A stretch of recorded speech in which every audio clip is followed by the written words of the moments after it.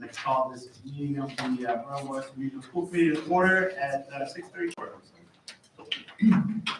Please stand for the Pledge of Allegiance. I pledge allegiance to the flag of the United States of America and to the republic for which it stands, one nation, under God, indivisible, with liberty and justice for all. Okay, I don't think there are any public comments. Public comments? Public comments? That's us. Go ahead. Can we get your names, please? For the record? My name is Patty Ann Inlet, and I am a fourth grade teacher at Boylston Elementary School. And I'm here with many of my amazing colleagues, and we're representing many more who are unable to make it this evening. So we want to say thank you for giving us a few minutes of your time. I will make this quick and pain-free, mostly. So we wanted to come tonight because we have a small story to tell. It was August 18th. I had just received one of many emails announcing that a beloved coworker had made the decision to go to another district. And I'm not going to lie, friends, I cried. Did we all cry? We all cried. It was hard. And none of us were sure what it was going to look like when school started back that first day. But two really amazing things happened. One, everyone who showed up that first day wanted to be there. So give these guys a round of applause. And the other thing that happened was Miss Dawn Marie Bales. So we came in that first day, we didn't know what to expect, but there she was, our new leader. And I'm not gonna lie, it was hard. It was a bit crazy. It was a bit rocky. Our new motto became, it's fine, everything's fine, we're all fine, it's gonna be fine. Because we had a new composition to our staff. There were a lot of new people, including our new principal, that were trying to make their way. But what we came here tonight to tell you was things are indeed fine. And we decided we wanted you to hear from us about how things are going over at Boylston Elementary School. So we have crafted, in the spirit of Report Card Week, our very own principal report card. Because we wanted to let you know how we feel Dawn Marie is doing. So, under positive spirits, she gets an A. Under the ability to listen, really listen, she gets an A. Under the ability to get, I gotta tame this one down for the audience. Under the ability to get things done, no matter what it is, whether it's help with the curriculum, room cleaned, whatever it is, she gets an A+. The ability to think catastrophically, which was a new word for us, but one that we have come to appreciate, and in truth, has created a safer environment at Boylston Elementary School. She gets an A++. Under the ability to tap dance through tricky, sensitive situations, both literally and figuratively, she gets an A++. And most importantly, under being caring and supportive of the staff and the students, she gets an A++++. And we all would like to let you know that you are a pleasure to work with. Thank you. Well done, Ms. Dawn.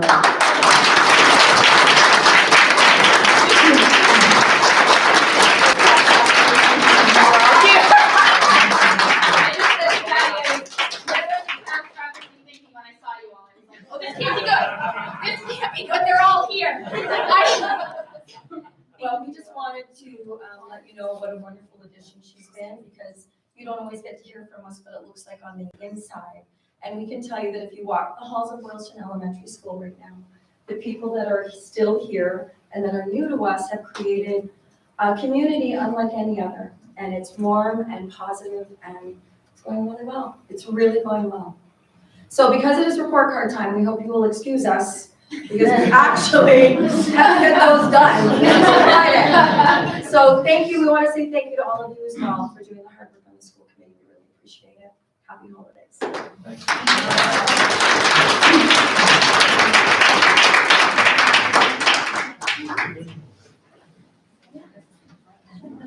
Yeah.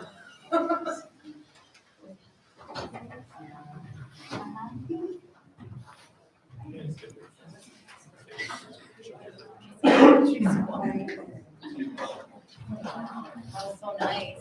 Congratulations. Thank you. Is there any other public comments?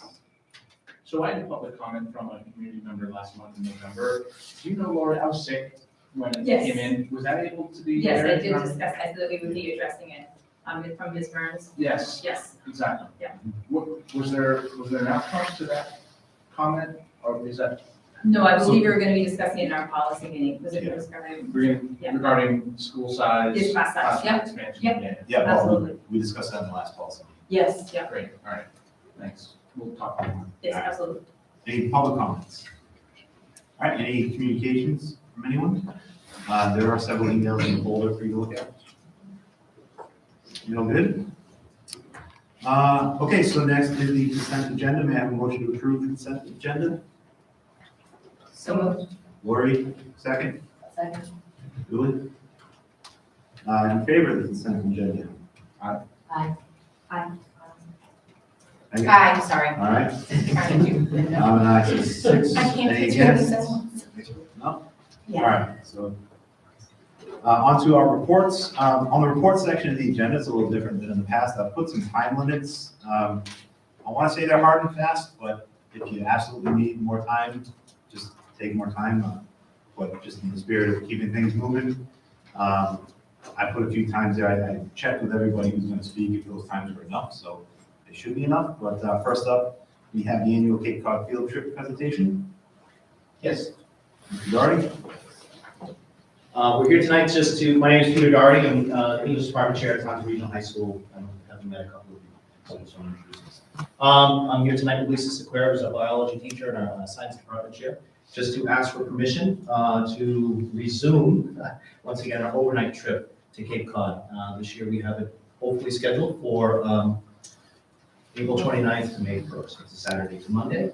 We had started this overnight program back in 2012, carried it right up through 2019. Then obviously with the pandemic and things. And then also the place we stayed, the Cape Cod Sea Camps closed, so we could no longer stay there. But I found a place in Provincetown's hotel, and she said she could fit us. And so we're here tonight to ask you for permission to resume that trip. We should hopefully have the packet with all the details in there that we planned out so far. And I'd be happy to answer any questions. Anybody have any questions? Would you mind, nice to meet you. Yes. Would you mind just sharing just a quick summary of what the goal of the trip is? Yeah, it's an interdisciplinary study, right? To try to pull together all facets of education, specifically with like our seniors, right? Because by that time, we try to culminate everything.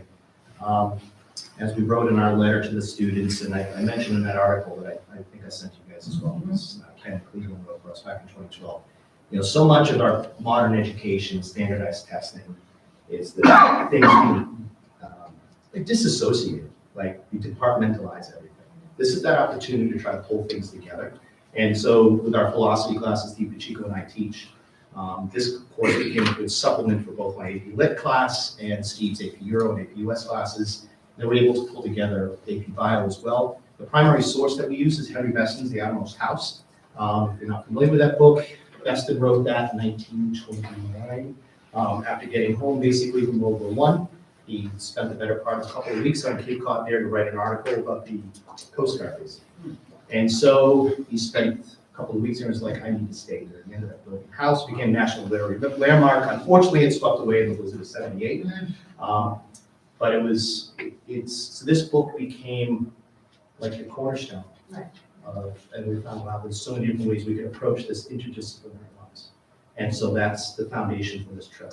So we bring our AP Bio, AP Lit, Nature Being students will be on this trip. In the past, we've included AP Chem and Independent Art, but the classes started getting a little too big, and because we had to stop the overnight trips, we're gonna go back to that first trip, which was 10 years ago, last weekend in November, first weekend in December. It's freezing. We stayed at the Coast Guard station there on Coast Guard Beach in Eastham, which was a wonderful opportunity, but right, and after that first year, they closed the building, so it's like, where do we go now? So that was the impetus behind it. And so we're gonna do this And we have great opportunities to meet with some great organizations. The Atlantic White Shark Conservancy, I don't know if you guys are familiar with that group. They are there to raise awareness for the increasing white shark population on the Cape Cod. And we were the first school that actually reached out to them when they started. And so we have a great working relationship with them. So they present to our students every year. We're going to work with the Center for Coastal Studies this year as well. This year, we've worked with the Audubon Society, just, a lot of resources. We've worked with the Salt Pond Visitor Center and the resources that they have there. So we have a pretty extensive network in the area. Yeah, it's not, Wonderful. Yeah. I mean, it's a wonderful, and we really would like to expand it to Woods Hole, which has tremendous opportunity. And they're actually looking to connect with school groups. So I'm really excited about that possibility. and we tell the kids, this is not like we're going down on vacation. You're going to be up early in the morning, you're out in all types of weather, so be ready for that. They're busy from sun up to sundown, and we do a home cooked meal, make the kids cook and clean and all that stuff, so. They do. Yeah, a little bit. Bonfires at the beach at night. How many students will go? This year will be, if all of them go, will be 27. We've had, the smallest group was our first year, it was 21. Our largest group was 50, that was 2 now.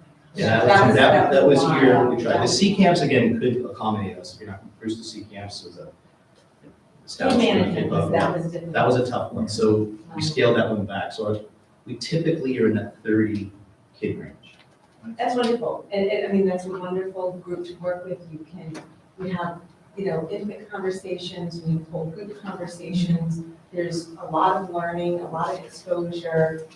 Students often have opportunities to go back and work with, scientists after the fact, which has been, a wonderful opportunity. With Atlantic White Shark Conservancy. They've been a tremendous resource for our kids, they're incredible. Thank you. Not a question, but a comment. I did something similar in high school in an AP bio class. It was in Rhode Island. We went to URI, we stayed at a house. I still remember it. It was one of the best experiences. I was a junior. It ended up being all girls. There was only 10 students, but it was amazing. Just not just learning, like you said, classroom material, but just learning how to almost be a human in the world, being away from home. So I think that's just unbelievable experience that you guys are willing to do that. I know it's your time, so thank you. I think it's awesome. John has a comment. Real quickly, just as the parent of a student who went last year, because a lot of times adults will say these wonderful things, and we hear them, but it's just the adults talking. I can tell you for my child and all of his friends, it was the most significant experience they had in their time at Don House.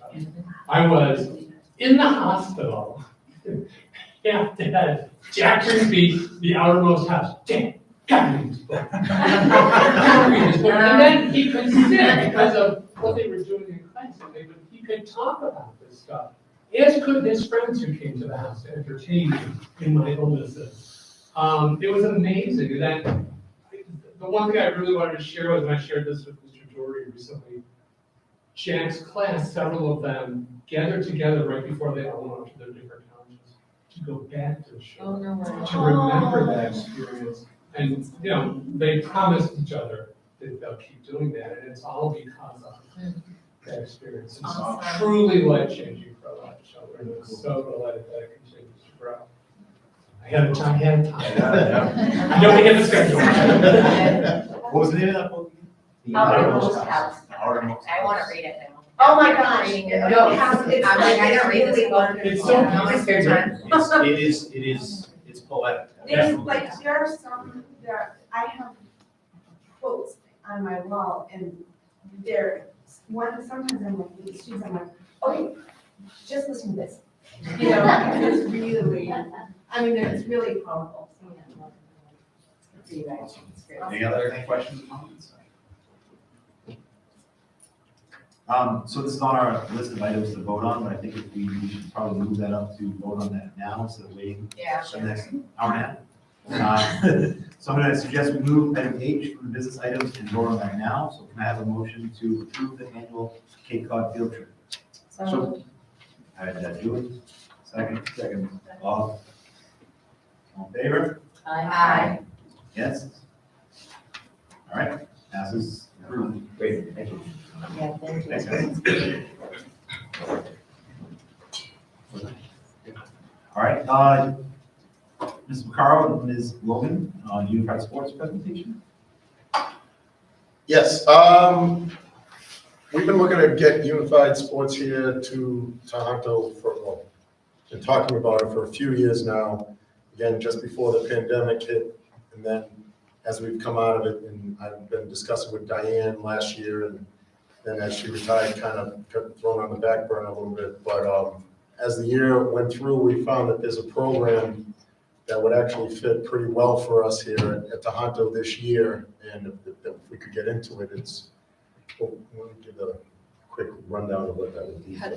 So it's called the Unified Strength and Conditioning Team. It's all at Tohoto, and you track your progress throughout, so it'll be about 6 weeks. And it's a set of exercises that students will compete in, and it's students of all abilities to promote inclusion and acceptance and friendships between students who may not have classes together, who may not, sit together at lunch. And it's an after-school program. It'll be about an hour after school, like I said, for 6 weeks. And it's just a great opportunity that's very much needed at Tohoto. I mean, the other schools in the area, most schools in our area are, the experiences that they're having with this through like unified basketball and unified track is just amazing. Everybody getting together and gathering around, it's pretty cool. It's like really good. It's going to be really good for the school, and just this opportunity. We're not sure if we have enough kids interested to necessarily get into track or what you need, but this would be an opportunity to start getting more people interested in, to start doing it for future years, that we can bring something else here. Just a question. Can you say a bit about what it means to be unified sports? That's a new phrase for me. Yeah, so it's through Special Olympics. I'm not sure if you're familiar with that, but it's throughout school. So it's called like a Unified Champion School. So students with and without disabilities will compete together, on the same team for one cause, to make friendships, to improve, your fitness and confidence. And so that's the unified aspect, is that you're unifying people for, this one cause. Sure. Are there specific, they train specifically in certain categories? Yeah, so there's a whole list of these exercises you can choose, and students will choose 7 exercises. And throughout the 6 weeks, they'll track their progress. So we'll take a baseline, we'll take a mid-season, where have you improved here, and then an end of season. So, they're also doing some math, like calculating their averages, working together to, say, oh wow, I did 3 more push-ups this time around. And it's also something they can practice at home.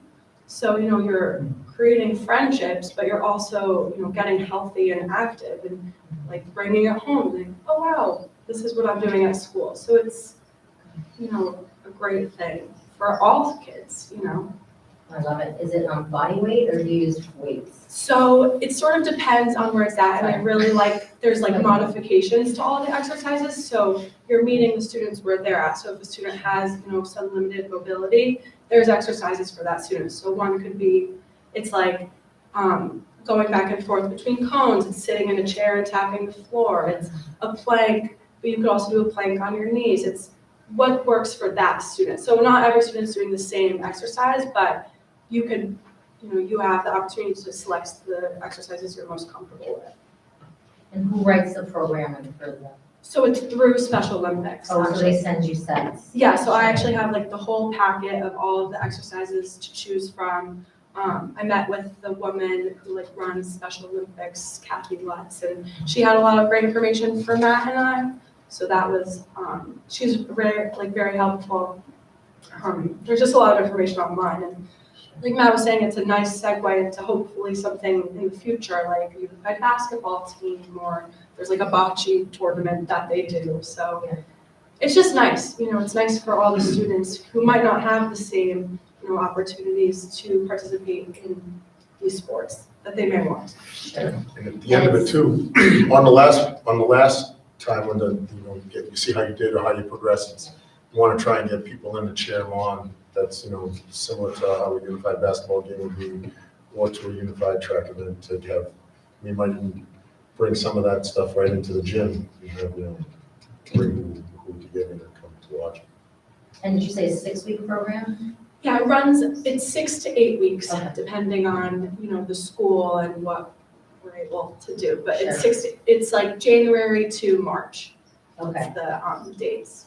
And then that's it for the year, or do you run it a couple of times throughout the year? That's it for the unified Okay. strength and conditioning, but there's other opportunities for unified sports, but we're hoping that this is the first one to hopefully do more in the future. If there's like a turnout, if we have support and everything. This will be my last question. Oh, yeah. This is just my field, so I'm just asking lots of Yeah. questions. Is this a training happens once a week, or do you do every other day with these athletes? So it's once or twice a week. Once or twice? Again, depending on, availability, because we do need a nurse. Yeah. So that's like a big thing. But yeah, it's once or twice a week Okay. Why do you need a nurse? for students who need nursing Right. on site. Some students might need to have the nurse on site with them. I mean, it depends on who's competing Oh, okay. on it. It's not like it isn't necessarily nurses needed, it's just depending on. Okay. Like you would for like, someone on the lacrosse team, no lacrosse, field hockey team, you can. a nurse. Yeah, exactly. It might differ from year to year. Like one year we might need, a paraprofessional or one-to-one Got it. support, but for this particular season, we will need a nurse. Got it. Okay. Yeah, it's a great idea. Sounds awesome. Thanks, yeah, we're excited. Yeah. Does the program stay within the school? Yeah. Yeah, no, this is strictly It's all home. within. Right, so we don't have to, go You'll get, anywhere. and you'll get go with the other schools, kind of like competing, but to see how you improve to how other schools. Yes. Yes. Is there, I don't see anything on the agenda to vote or approve for this, but that could have just been an oversight. Is there something we need to vote to approve this tonight? Is there a cost with it? Yeah. All right, Yes, it didn't make it into the business section, but we have a motion to approve a motion to approve the unified sports program. Athon. Jess, Second. Bob, second. Just Jess moves. I moved Second. it, I second before it was moved. All right, Jess and Bob, yes, discussion. Just to have to ask, this become a budget item, is there a budget estimate of what it would cost before we vote? Do you want me to? Yeah. So Matt, Carol, and I actually spoke today. There's a grant that they applied for $500. The other aspects, we can cover. There's a coach that, We what I didn't use, forgot what sport it we was. didn't use a coach's stipend this year. Yeah, for one there's of a our coach, there's a sports coach that wasn't used, so we can use that towards it. So you think you've got it covered? Yes. Cool. And the parents are picking up, so transportation is part of it. Awesome. Will you train in the weight room, or sort of where this, You said that was your last. I'm one. sorry. Really so excited about that. I'm so excited. Yeah, I'm thinking, well, it depends on like gym availability, but we will go to the weight room and I don't know if we need to run back and forth between cones. And it's nice out, we'll go outside or we'll go to the, I don't know, cafeteria, like there's space, Yeah. so we'll just. Can I ask a question? Yeah. If we okay this, like, is it just for this particular program that we're okaying it, or for this to move forward in other ways as well that might be costs associated with it? I think this would be first, just for this, and then we move on to see what we could go for the future in that. So it's a trial run. Right, trial run, yeah, see how it does, and, if we could get more interest, it's gotta be something we need to do for different sports in the future, of that, we'll be able to continue to do this, but for different ones too. Kind of dipping your toe in a little bit. Any other discussion questions? Julie, you can ask another one. No, I'll just email you, no, it's a great idea, I really do. I love strength and conditioning, so it's really expensive. All right. All in favor? Aye. Yes. Passes approved. Thank you. Next is Caroline. Do you have any student body update you want to do? Yes, I do. Hi, I'm Caroline. I'm a current senior at Tohoto. And just some things I've been hearing. I know a lot of kids are actually very excited about this school year because we're finally able to get back to some, like field trips and stuff like that. Like I know, especially in the seniors, there's all a buzz about the Cape field trip. And I think some kids from the technology classes are going on a field trip this Friday or something. I heard, but a lot of kids are very excited about that. So that's been a very positive thing I've been hearing. One thing I know that I'm hoping will bring some cheer is there's Deck the Halls going on, which is where the grades decorate all the hallways with their grade color for Spirit Week, and that usually brings a lot of cheer, so I'm excited about that. One thing I have been hearing is some concern about winter this time of year, specifically about snow days and stuff. Sorry, I keep saying stuff, but I know, especially I've been talking to a lot of seniors who are new drivers, and they're a little concerned that there might be some kind of pushback on having more snow days.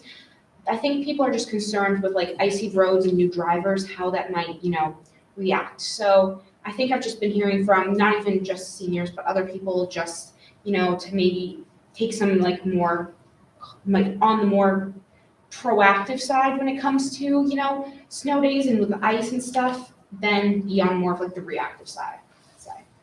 But yeah, that's pretty much what I've been hearing. And I'm not sure any of the, legalities or procedures that go with that, but that's just what I've been hearing is the main concern from a lot of people. But thank you. Thank you very much. Yeah, no.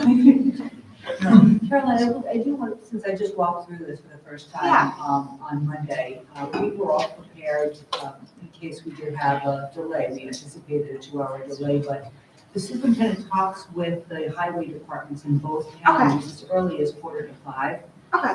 And we were fortunate that both individuals are very, very proactive about ensuring that the roadways are safe, not only the main roads, but the side roads, because buses have to get up and down those as well. So I trust what they're saying when they tell us that it's okay to go. And I am concerned about that because I do think about those, particularly, like you said, the new drivers, the young students on the road, and that's our first concern. So we're doing our best to be mindful of that. I know we have another storm possibly coming up Thursday into Friday, so we'll probably be already talking to each other on Thursday to keep an eye out on that storm, but we'll do everything we can to keep Okay, thank you, yeah. safe. It's good to hear. Yeah, so I learned a whole new process Yes. Sunday. So, yeah, we're good. Can I ask one question, Caroline?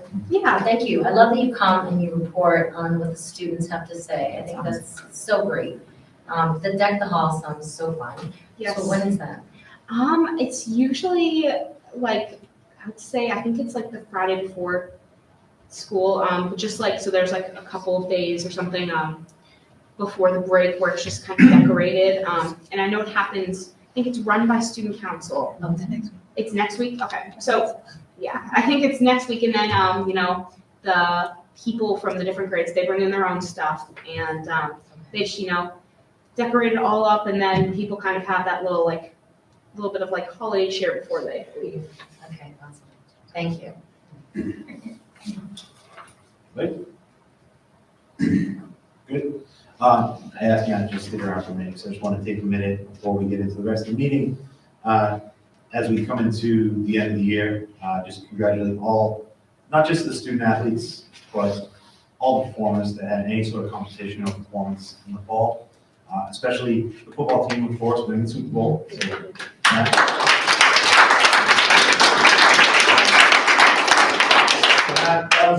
know there was the parade on Saturday, I think we went, right? That was really cool, so. Good stuff, congratulations, and that, you know, just pass along the committee's congratulations, and thanks to all the coaches. All Thank you. That's all I wanted to say. You gotta go. All right, so moving on to, the chair's statement, that was my statement. Nice. You did good, 20 minutes, nice work. Well, hey, you know, you got a plan, right? So some committee appointments, so this is something that, I just want to reaffirm after the election with everybody here, so budget, facilities, and safety, that's gonna stay with Megan and Julie, Megan will be the chair, that's cool with you guys. Student success and technology, I'll stay the chair there with Bob and add Jessica if you'd like to be on that one. All right. And then for the next two, we're going to rename the policy and school committee effectiveness to policy, personnel, negotiations, and school committee effectiveness. With Lori still the chair, myself and Bob on that as members. And same thing, renaming personnel, negotiations, and superintendent evaluation to just the superintendent evaluation, because that's a fairly large job there. And again, Lori is going to remain chair with Megan and Jess if you want to be on that as well. All right, that takes care of that. Next is a discussion on our school committee meetings calendar dates and possibly changing the day, the week, and month that that falls on. Bob, if you want to discuss anything? Sure, yeah. So I think historically, the school committee meetings have been on Tuesday nights. I just have an ongoing personal scheduling conflict that makes Tuesday nights really hard and not incredibly sustainable. I understand, I don't think there's anything magical about Tuesday nights, but I don't want to create inconvenience for people. So I'd ask that we at least float a discussion of potentially moving the school committee meetings to another night other than Tuesday, Wednesday or Thursday. So the only thing- Primetime TV anymore, I think that's in the past. The only thing we need to consider, which is why I didn't put it as a vote tonight. Yeah. Is the entire calendar for everybody else. It's not just 6 people in the committee, it's everybody else in the room here. It's other meetings with towns, Mondays are probably no good. I would never go to have a meeting on Monday or Friday, period.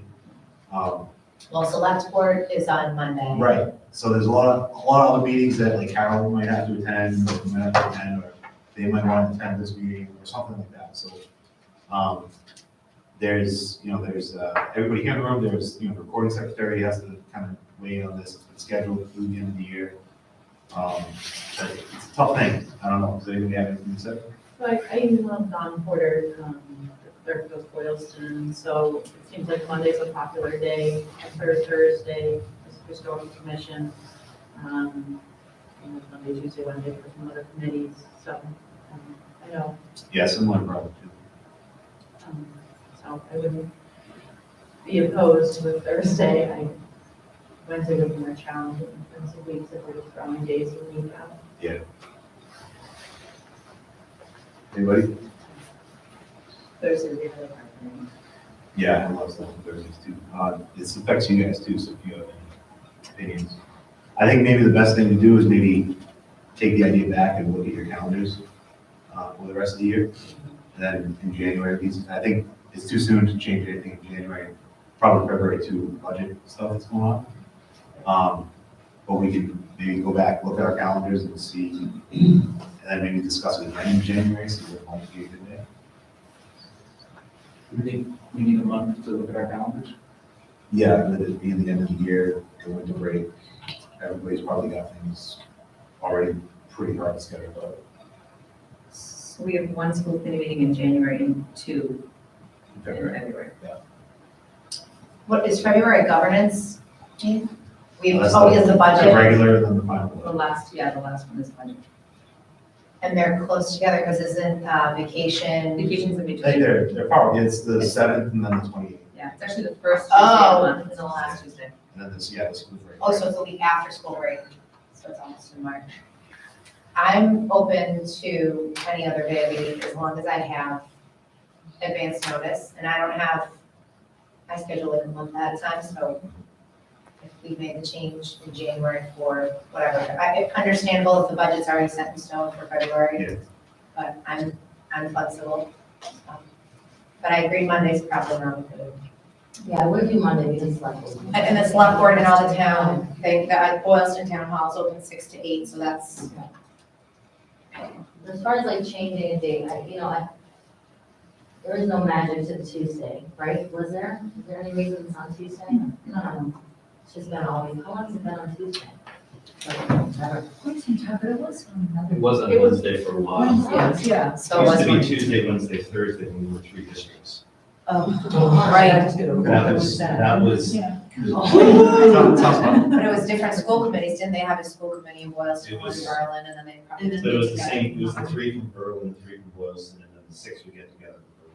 It was the same. So yeah, I'm certainly not opposed to changing because I think when, members come on the committee and there is a scheduling issue, I think we have to be able to adapt to that. Yeah, I think one-off changes in times and stuff as things come up and Yeah. people's lives. So it's Wednesday or Thursday, so are you, Yeah, I'd be I mean, my strongly- schedule is just size 4. yeah, I know, Yeah. so it's like as long as you know ahead of time, As right? long as, yeah, I'll make it work. I think later in the week is probably not a great idea, just because it was kind of drained, right? Thursdays. Really good. Well, Thursday is PTO and BEF meetings, so Okay, yeah. that might be, That'd be tough. Yeah, but that's once a month. it is, but then we have to make sure we're not doing the same, because PTO and BEF meet on different ones, and the town council BEF, I don't know, but I'm just saying for the principals. Not just PTO, it's Monday. Oh, they meet on Mondays, okay. What does Berlin PTO mean? Thursdays, yeah, Thursday is the elementary PTO, so I'm sure Mrs. Ailes, I'm sure you in and out of those. So, yeah, maybe I'm not Wednesday. opposed to it. Yeah, I'm not opposed to either, but I'm just saying that's if we're gonna make a change. But I don't know, Jessica, is it your work schedule or are you up on the, I usually don't leave work till 6, so it would, so. So Wednesday would be tough for I- Jessica But and Laurie? Yeah, no, I do think Thursday would be tough, is. Thursdays are pretty impossible. It is Oh, Thursday. right, so you guys, yeah, no, Oh, can't, oh. no. So, I mean, the other idea, it's not ideal, is you flip flop Wednesdays and Thursdays and then one week it works for some person, one time it works for, and then you just make it work. could do every other month, so you're on every other Or month. even every. The other option is, if we've got 6 more months of meetings this year, we gotta book for next year's calendar. We can change it Yeah. then as well. Because this year's been scheduled, planned, everything's been planned around it. It's just an option.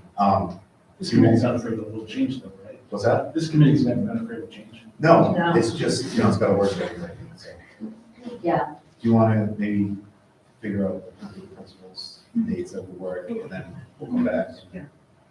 So we discuss it in the meeting then? Yeah, we'll put it on the agenda for the next meeting. You know, it's on the agenda for January. So why don't principals or do you want them to email you privately, that way nobody else Yeah, can well, discuss their. Carol will talk to principals. Yeah. I'll talk to Carol. So we don't have to have an hour-long conversation about it with calendars. Just Just get email out ahead there, of just time. all see our calendars. All right, Yeah. Appreciate the consideration. all right. Subcommittee reports. Megan, do you have anything to report on budget? So we had a wonderful meeting, last week with Nancy and Carol. And pretty much we discussed everything that Nancy is going to present tonight. So I do not wanna divulge any details. One thing I will say that we, at the end of our meeting, we did talk about the cell tower, or the cell service at Tohoto. Just for any parents listening, I know this is a huge concern, it's become a safety issue. We are working on it. Paul has let us know that it's probably something we have to work with the town of Boylston. But I think the best way to get service at Tohoto is to get a cell tower. We can get a cell tower somewhere near the building. So we just have to kind of figure out if that's even possible, but it would be probably through the town of Boylston. So I've actually reached out to somebody in the town of Boylston. We'll go from there. Otherwise, we discussed the budget, and I just wanted to say thank you on behalf of Julie and I, for all of the hard work that went into this budget. I think it's wonderful, and I'm very excited to hear the presentation tonight, and not just thank you to you guys, thank you to all of you. for putting forward all the requests. And I am so excited about this because it's gonna be amazing for these kids and the teachers. So thank you all for all your hard work and making our vision hopefully some type of a reality.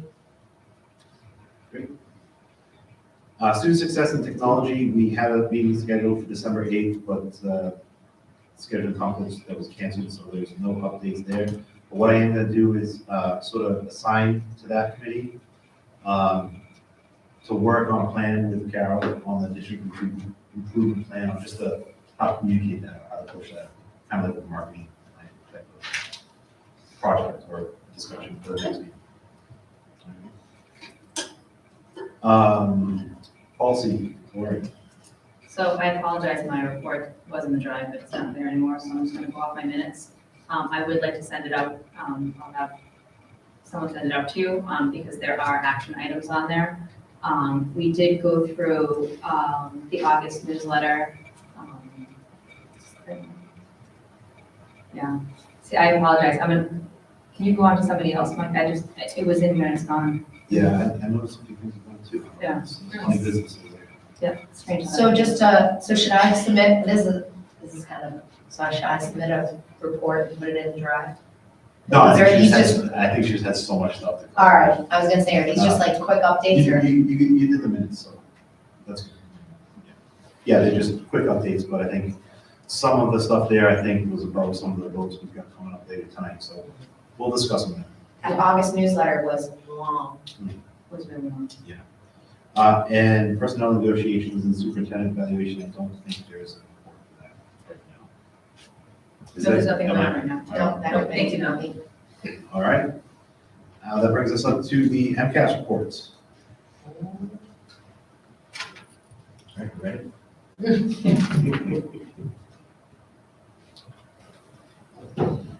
While Mr. Doherty's getting set up, let me just kind of chime in for a second. He and I started talking about this topic last summer, and he's been just a font of information. He has a way with data that very few people have. And our goal with this committee is to kind of get into a place where the numbers make sense in the big picture. And we're going to continue to talk about this over the next several months. What is it, January is the actual MCAS report. Those reports will be based on some of the things that, Mr. Doherty's going to talk about tonight. But it's wonderful that we're in place on this committee where people are really digging into how things are, how things have been going, and where we go.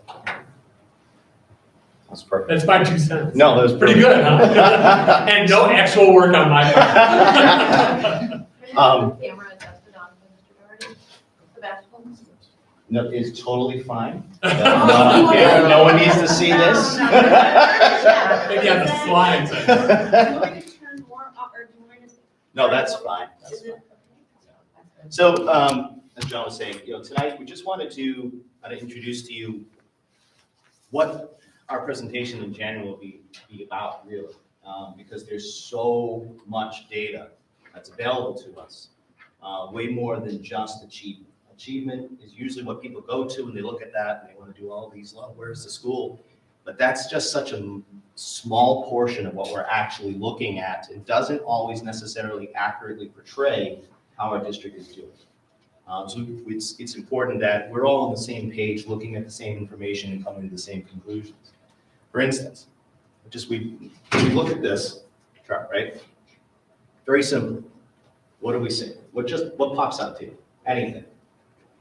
And you guys are supposed to answer. Yeah, this is where you, like my students, I'll stare at you until you give me an answer. Very good at this.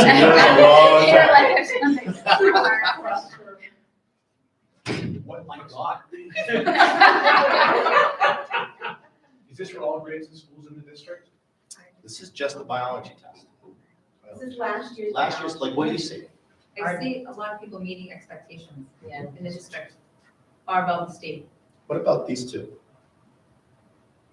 What do you notice? They're lower. Which one would you want us to be? Us.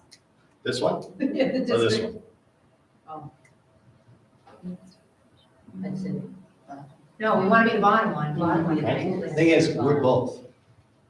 Yeah, so what's the So difference? this is what I'm getting, right? Advanced, so it's just This- the way they're doing the scale. Exactly. And what's happened, and it's just happened recently, is the state has taken the goalposts and they've done this. They've moved them. And they have a whole new way of assessing kids. These are two different graphs. Same students, same test, same results. And it's this year's biology, it's lacking on the 2022 biology exam, just graded differently. And so automatically, sometimes people who aren't, they're just looking at this, they're like, what happened? Why did we drop? We're used to seeing charts like this, where we have, over 40, almost 50% of our students in the advanced category. But now you look at the top one, it's only about 18%. What happened? Why the drop? School's not doing them. That's just not the case. What's happening is the state is changing how things are graded. Biology was the most recent example. They changed math and English in 2019. 2018 was when it changed. I have a slide on that coming up in a minute. And we wanted to start with this, letting kind of everybody know it's like things are changing in the state, the way they're assessing us, the way they're grading us, the scales they're applying to us. So things do not look the same as they did 5 years ago, 4 years ago, a year ago. But we're still doing approximately the same as we've always done. It's just a question of how it's now being graded and presented. Does that make sense?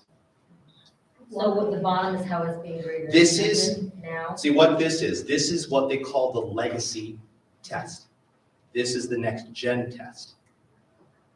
This is the legacy scoring. This is the next gen scoring. So with biology, the kids took the same exact test. Was it online or was it paper and pencil still? Yep. It's all online. Yep. So, but they graded it both ways.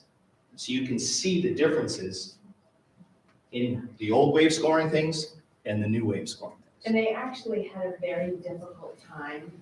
The reports came through much, much later. Yeah, this year. They actually didn't know what to do with the data. They were kind of scrambling. It took a long time for them to roll out.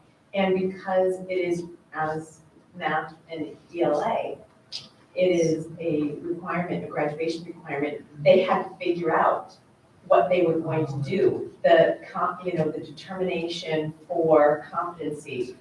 What is that going to look like? So there's some overlap and there's some pulling at the edges, so that this new grading is not going to be impacting students' ability to reach the goal of graduation.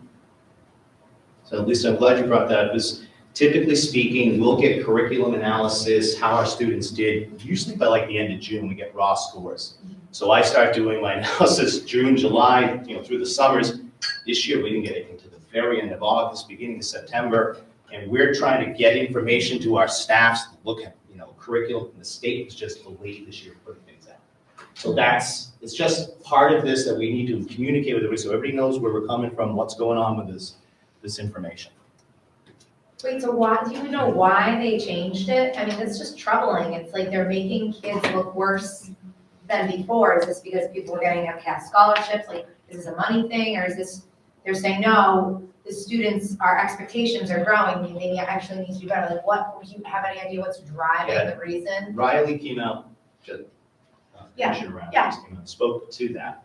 And they were saying that our standards were good, but they need to be better. We're not reaching a certain population of students. We need to bring get their results higher, because then that has a greater implication on how they do in college afterwards. And so they're making all that argument. They just happen to impose all this stuff, like literally as we're coming out of the pandemic and now dealing with all the other things we're dealing with. The social emotional piece is a huge piece. Yeah. That people just don't really truly understand the impact of that more than anything else, and how that's affecting learning.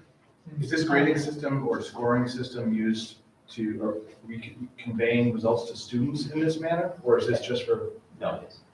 So this information, the district, this goes to towns. This is the stuff that came out on the website, I think back in October, right? It's usually just the achievement data. How did we do? And, one of the things that can happen too is people want to look, how did we do in years past? Okay, for instance, this is the 10th grade. I pretty much pulled everything just from ELA because it's stuff that I know. This is the data I'm in.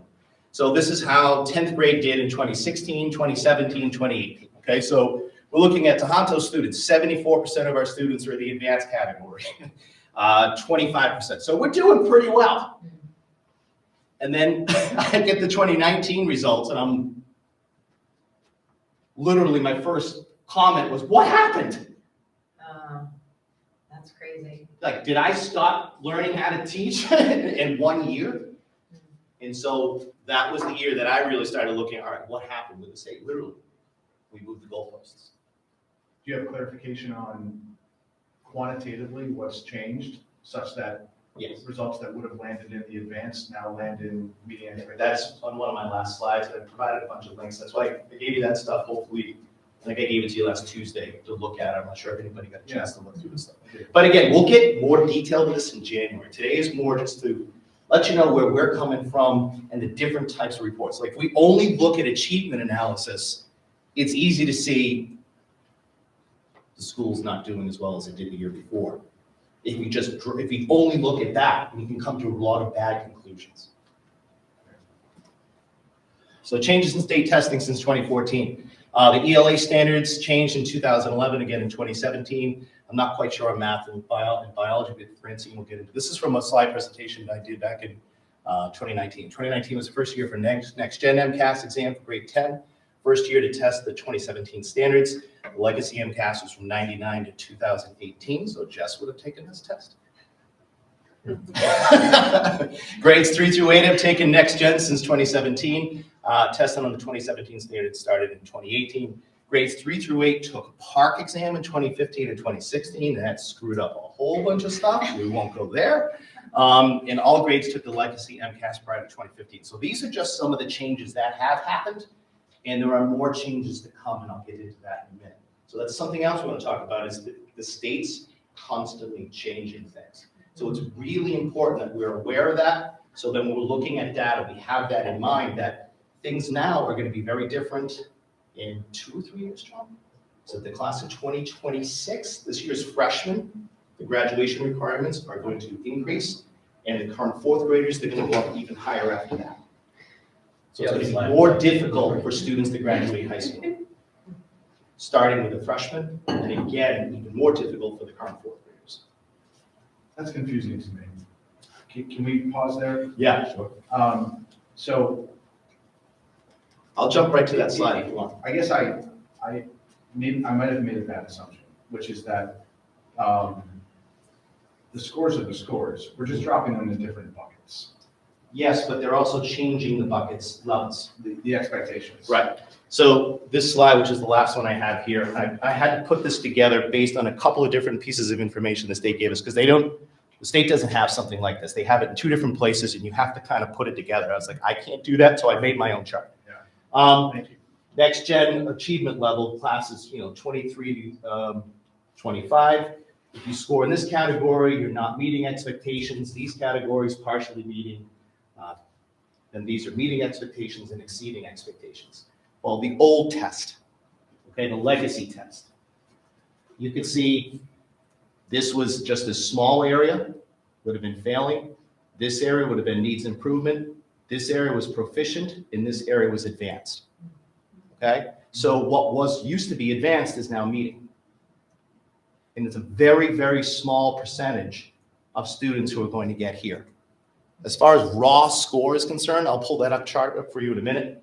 I think on the English test, they have to be within 5 points of getting a perfect score to be considered exceeding. It's a tiny, tiny window that kids are now in the exceeding category. So this is our current, where kids will currently be, as opposed to how things used to be, okay? Whether or not students pass high school, if they score in this category, they did not pass the exam, therefore they have to continue to take the exam until they pass. If they're in this area, they are considered passed, but they have to be put on an educational proficiency plan, which is the district that gets together to say, all right, what do we do to ensure that the students have met proficiency levels by the time they graduate? Each district gets to determine that. So if students in that area, that's what they have to do, and this is considered passed. Well, you can see from classes of 2026 through 2030, things are changing again. Okay, the whole did not pass is now a bigger area. This is a smaller area here, pass will still be. And then it changes again for class of 2031 and beyond. So this is where we're headed. So we have to make sure we're all on the same page, we're looking at our curriculum, we're talking 12th grade to kindergarten, having that conversation, because what the third grade teachers are doing now is going to impact what I'm doing in 10th grade. So that conversation is happening. I think we're having good conversations about that now. And so we're heading in the right place, but that's the stuff we're going to need to make sure that those current fourth graders are hitting these marks. And it's going to be more difficult for them than the current seniors, current juniors, even current sophomores. I'd love to see the scale, like from when we were in high school. I remember taking the MCAS, I think it came out back right when I didn't take all of them, I remember taking them towards the end. But it was like a pass-fail type thing. I guess I'm just wondering, like 20 years ago, what was considered pass versus not pass? Right here. Okay, is that, This is a raw, it's on one of the links to that. I put a link in there too. okay. This is the raw to scaled score chart that the state gave to us. And then I added these things over here just to give myself a better visual of how things are changing. So you can see, here's the old MCAS. If you were in these scores, you were considered failing. These scores needs improvement. And it's all based on the percentage of raw points that you get. Like the English test is based on 51 points, the current test. The former test used to be 72, but that was because they had a couple of different essays. We changed the test entirely with the English test as well. So that lets you know over here what's considered not passing, passing required EPP, what was passed.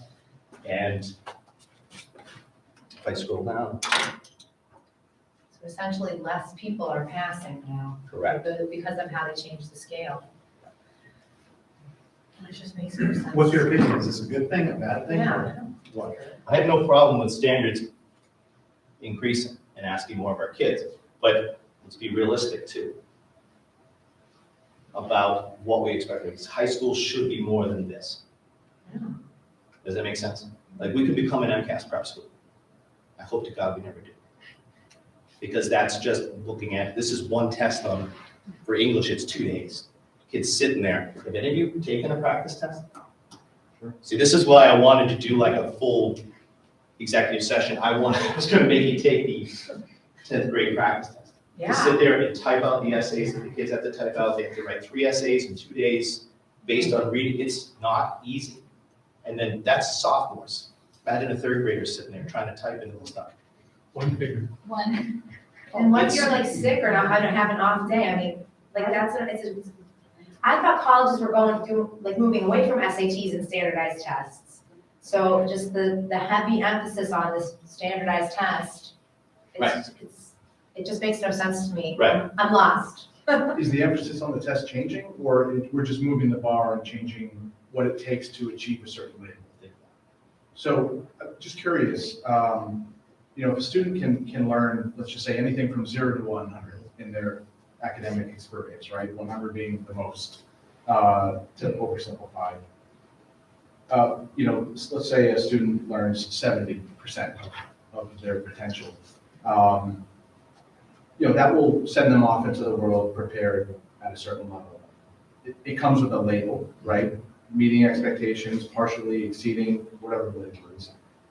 In your opinions, how impactful is the label as compared to what they're taking away from their academic experience? Let me go first on the elementary. Yeah, thing. I have to choose my words carefully. You understand? I do. Yeah. I'm not a big fan of labels, I'm not a big fan of tests. It's just, the reality is this has been, this is my 30th year of teaching, 27 at Tohoto, and 25 of them have been dedicated to this exam. and I would rather be doing anything else than that. Does that make sense? Sure. I understand the need for standardization and making sure students are hitting the benchmarks and doing those things. We have to have that. We have to have rigor, obviously. We want our students to be the best. We want our students to go off to school after this and succeed. Is this the best indicator for success?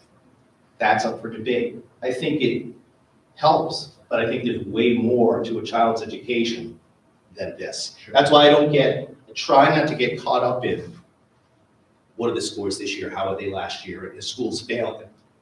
That leads us to a place that causes animosity, distrust, and pointing fingers, and that's not what's best for our kids. Because then the teachers feel it, and then that is not a healthy environment, in my opinion. The other side of this, not the other side, but the other piece to this, especially, this test was designed, these tests, not just the high school test, but the bulk of MCAS testing is elementary, middle, 3 through 8.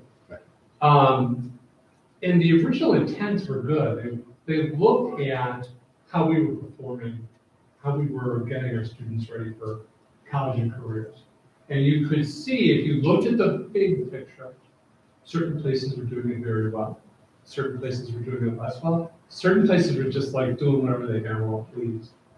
And that was a problem. And so they wanted to do something, identifying specific standards at each grade level. And all of that happened with that reform. It started there and moved on. So that we could start to say, all right, in mathematics, we are strong in numbers and operation, but our kids need some help in geometry. And when you looked at it, big picture, and big subject, it became productive. I was a new teacher the second year that gave the 6th grade MCAS test.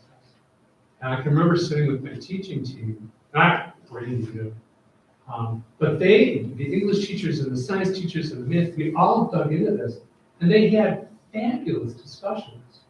When we get lost, like Mr. Doherty is saying, in Fishner Advanced, Meets or Exceed, some of that's just, I was going to say, an inappropriate word, not worthwhile. Yes, read my mind. It's not worth the discussion. And we have had this experience. We'll sit down and talk about how my kids come to the middle school. How prepared are they or are they not? And what one of the data points is, how do they do on these tests? They're standard. Everybody takes it the same way, at the same time, with the same questions. We see how we're going to do. Right. And then middle and high school can have that same kind of discussion, because we're talking apples and apples. Is it a perfect measure? No. Does it ever indicate the quality of the child? Never. And we tell in Berlin, the kids laugh. It's just do your best, just do your best. We never had practice tests. We don't do MCAS prep. We just learn. That's what we're there to do. And I think that's where we want to take this, away from the silly, meet, succeeds, advanced, proficient. Are we doing our job for kids? When we come to you and we say we need money for X, Y, and Z, part of our rationale is going to be, we need it because of this.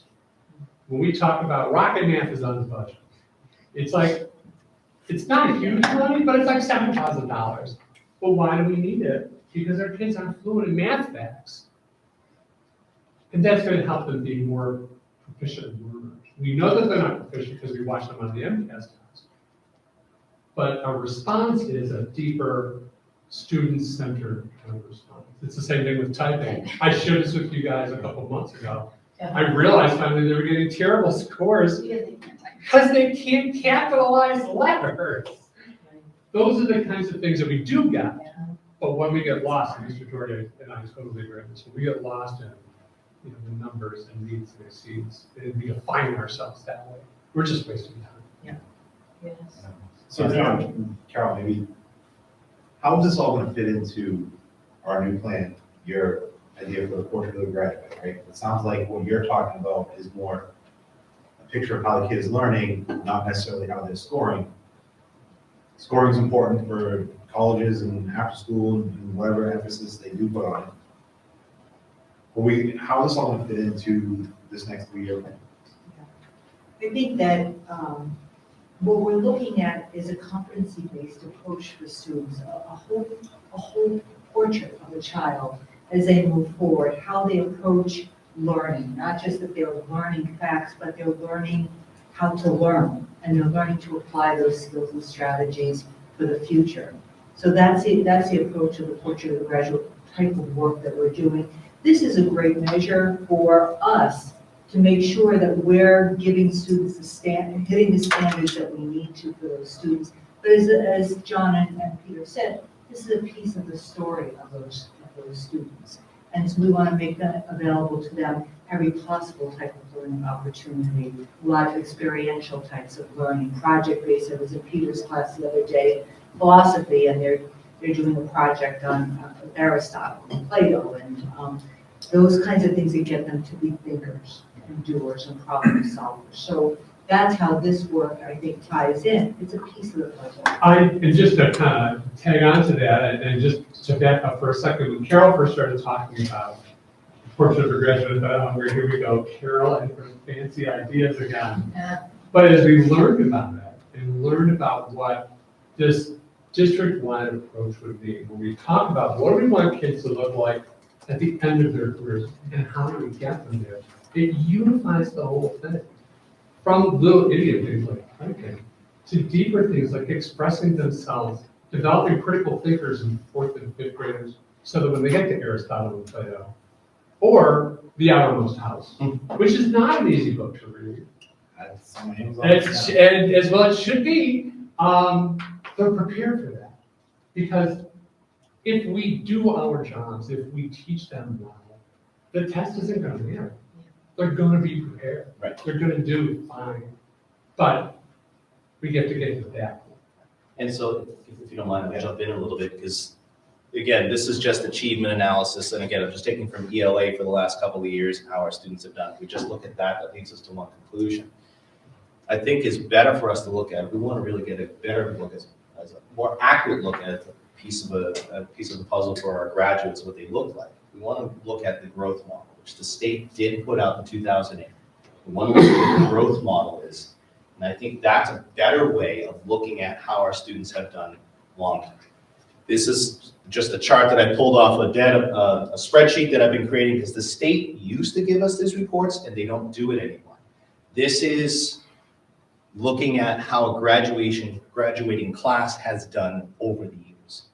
This is a better picture, if we will, of watching growth, because every graduating class is different. They're just different. They come with different skill sets. They come with different emotional issues. And so so we need to really look at how has this grade done from 3rd grade to 10th grade, not how is the 10th grade done this year compared to the 10th grade last year. Because that can lead to two very screwy different things. And this is just grade level. And what we really wanted to look at as well is break this down even further, is look at how has a child grown since 3rd grade. That's really a way more accurate representation of how we're doing with our kids. Where was this kid in 3rd grade? Where is that kid by 10th grade? Have they grown? Then we're doing something right. And that kid could be on a totally different plane than another classmate. So that type of assessment, I think, is more important to me to look at. I think, I know Franny feels the same way with math. We want to look more at that growth model. So these next couple of slides just show us how these graduating classes did in 6th grade, 7th grade, 8th grade, and 10th grade. Class of 24 obviously didn't take MCAS in 2020. How are we seeing growth through the years? And so this is a spreadsheet that I started to build just this summer, and will be available to whoever wants to take over when I retire. So it's about 7 years left. So that's one thing. What the state does make available to us as well is, again, looking at the growth model. This is another chart that I think gives us a more accurate picture of how our students are doing. So this is last year's MCAS exam, looking at grade 6, the percentage of students who were considered with very high growth and moderate growth, as opposed to low. And this, they will look at how a student performed in 5th grade, 4th grade, and 3rd grade put them into a category with similar students, and then how did they do in sixth grade compared to that same cohort of kids, and that's how they determine their growth. So if we look at our numbers for moderate, high, and very high growth, those are pretty good numbers. And that's just based on last year's exam. Okay, so I look at this and I'm saying, hey, this is pretty good district-wide.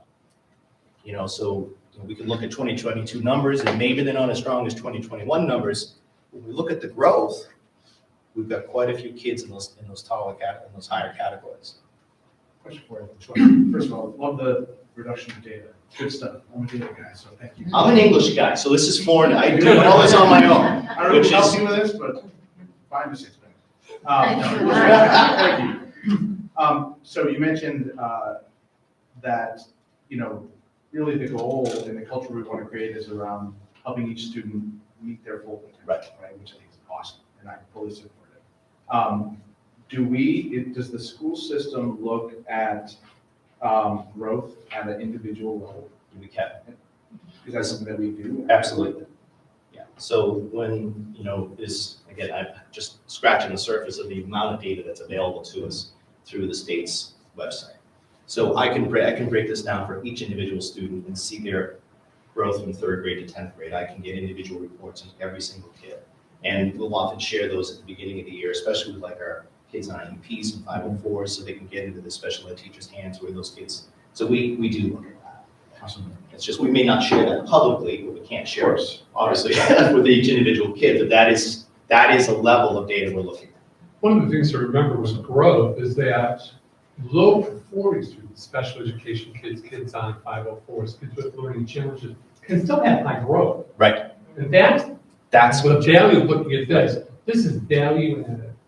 Sure.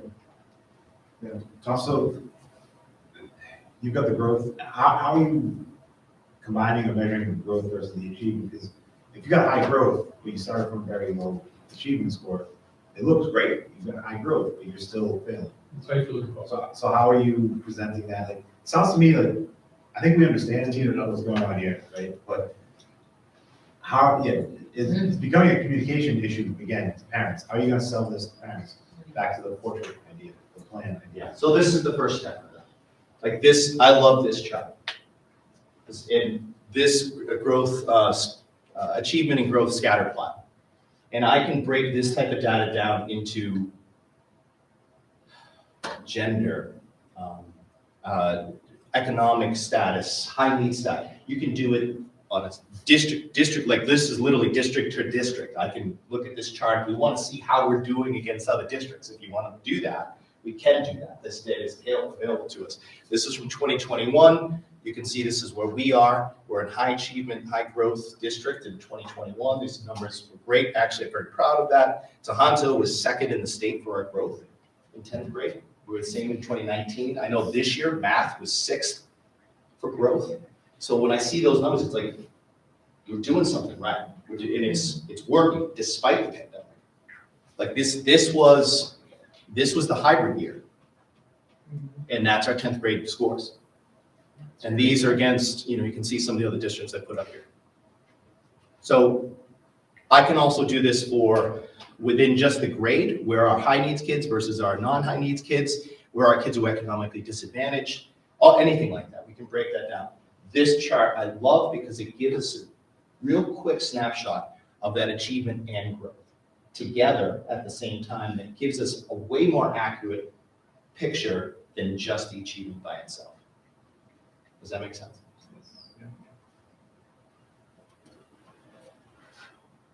Now to go even further, and this is the stuff we really want to get a look at within our own departments. The state shows us curriculum-wise. These are the standards that our students have to do well with, that we have to hit certain benchmarks with on every single test. So this is the stuff that we really dive deep into within our departments. How are we doing against the particular standards? It shows us our district percentage of points that we earned against how many were actually available, and then how we did versus the state. Again, this is from 2021. I just had all that stuff available from the year past. So it's this type of data that we spend most of our time with within our departments, so that we then can look at how are we doing against the standards? And then to break it down even further, we can take, these are just your major, the major categories. This chart, and there's a whole other thing to go with it, I don't want to bother you with that. This is every single question. And it will tell you which standard it falls under and how we did, we're in blue, and this is the state, how the state did on every single question. So this gives us a quick snapshot of, all right, what happened on that question? Right? What happened on that question? But overall, for 10th grade, we're above the 80% mark of earning the possible points. And that was on a 51-point test. So if it was a 100-point test, it would be a percentage. Right? Does that make sense? So this is where we spend a lot of our time, is looking at this, and then we can go and look at the actual questions. What standard that did that show us? And then another thing I'm currently building too, is the state does not make this available to us, is how did a graduating class do with the standards through the years? The state does not have that information available to us. That to me is far more important to look at than achievement, because it's in ELA, are we hitting the standards year after year after year within that graduating class? And that is something that I think will be beneficial for us to look at, to have our conversations across the schools. Hey, this third grade class is lacking in these areas, or that graduating class as opposed to this graduating class. So it really helps us adjust year to year to what the needs of those students are. So again, this is just to kind of give you a snapshot of what we're looking at, what we're presenting to you in January, because we have a lot to look at. But it's way more than just that achievement. These are some links I provided for you in my PowerPoint. You just click on those, and it'll bring you to a few of the things that I was able to pull from. All right, so that's basic. I don't want to take any more time. I just wanted to add to what you're saying, Peter. I mean, the information, the data we collect from these tests help us to be better teachers. It helps us to look at what our students need is. Peter showed that one slide. We can take this apart in so many different ways and focus on particular areas to make sure that we're reaching out to all of our students. So it's a great tool for us to use, even more so. I mean, you get the reports about your child, and it's good to see, or it isn't, and it sends a message, but the value, full value is for what we get as educators about these tests. I want to just say thank you. I'm proud to work with these educators, Peter and John and Lisa in the room. They're doing such outstanding work. Peter does this. He's emailing me in August. I got the results and I already put them together. I'm like, wait, we haven't even started the year yet. And he's already digging into this, so he's ready to hit the ground with the English department. But what happened this year, and I've never seen this before in this district, is they're starting to talk. The elementary schools and the high school, English department, John's been focusing on literacy in a way that has not happened before. I'm excited about it. I'm beyond excited about it. When I listen to them, they're looking at the youngest learner. And Peter, in the 10th grade, is respecting the third graders' results because it matters to him, because they're going to come up. Same thing, Lisa. Lisa is not only the science department chair, but she's also the science coach for the middle school. And she's been working with Ben Dillman, who is our science coach for the elementary school. She's going over in March to work with the 5th grade team in a way that they haven't looked at before, to look at the science with the science MCAS and what she anticipates coming and what she's expecting to see, what's going to come up for the middle school, what they're going to need to know how to do. Is exciting, and it's the beginning steps of the potential of what we can be doing here, thanks to these educators. So, thank you. Great job. Awesome stuff. So do you have any more questions? You're going to see a lot more of me in January. I think the point that you made, Carol and John, and Peter, you talked to John, 10th grade, worrying about 3rd grade. We've talked before about Berlin worrying about Boylston, Boylston Elementary worrying about Berlin, one district, one plan, right? That's the message you gotta push out to parents. I'm talking to the 10th grade teacher because in 6 years, your kid's gonna be in his class. That's the thing that I I didn't probably put that together before I was here, right? As a parent, you don't realize that. You say, my kid's in third grade, my kid's in sixth grade, my kid's in ninth grade, why is he doing this or that? The idea of having 3 or 4 separate schools, 3 separate buildings, has to go away. And it has to become one graduate from kindergarten to graduation day. So when we talk about the communication piece of this plan, that, it has to be communication. That, I think, is the biggest thing that was lacking around here, at least in my experience, is communication and a plan. And it sounds like you're starting to have a plan now, so that's good. That's the biggest thing. Communicate to the parents what's actually happening, why you're doing this in third grade. Because in 10th grade, you need to go through this test, and we don't want to just do the test, we have to do all other things.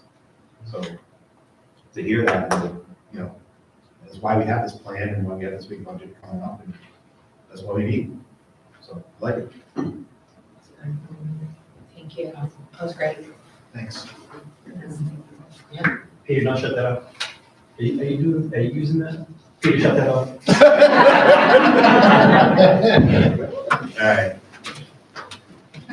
All right. Yeah, so, Nancy, Charlie, thanks. A bus update first and then budget? Sure. Alright. So in regards to transportation, again, I want to thank the community for their patience with our buses, especially Berlin Bus 3 and Boylston Bus 5. So currently, we are still scheduled to have a full staff by the end of January. It's been pushed a little bit, training's kind of gotten behind, so now it's the end of January. The unfortunate part that we are still facing is that NRT doesn't have any substitutes. So when a driver calls out, the only option is to either double up a run if capacity allows it, or delay a run and have the driver go back after they do their first obligated run.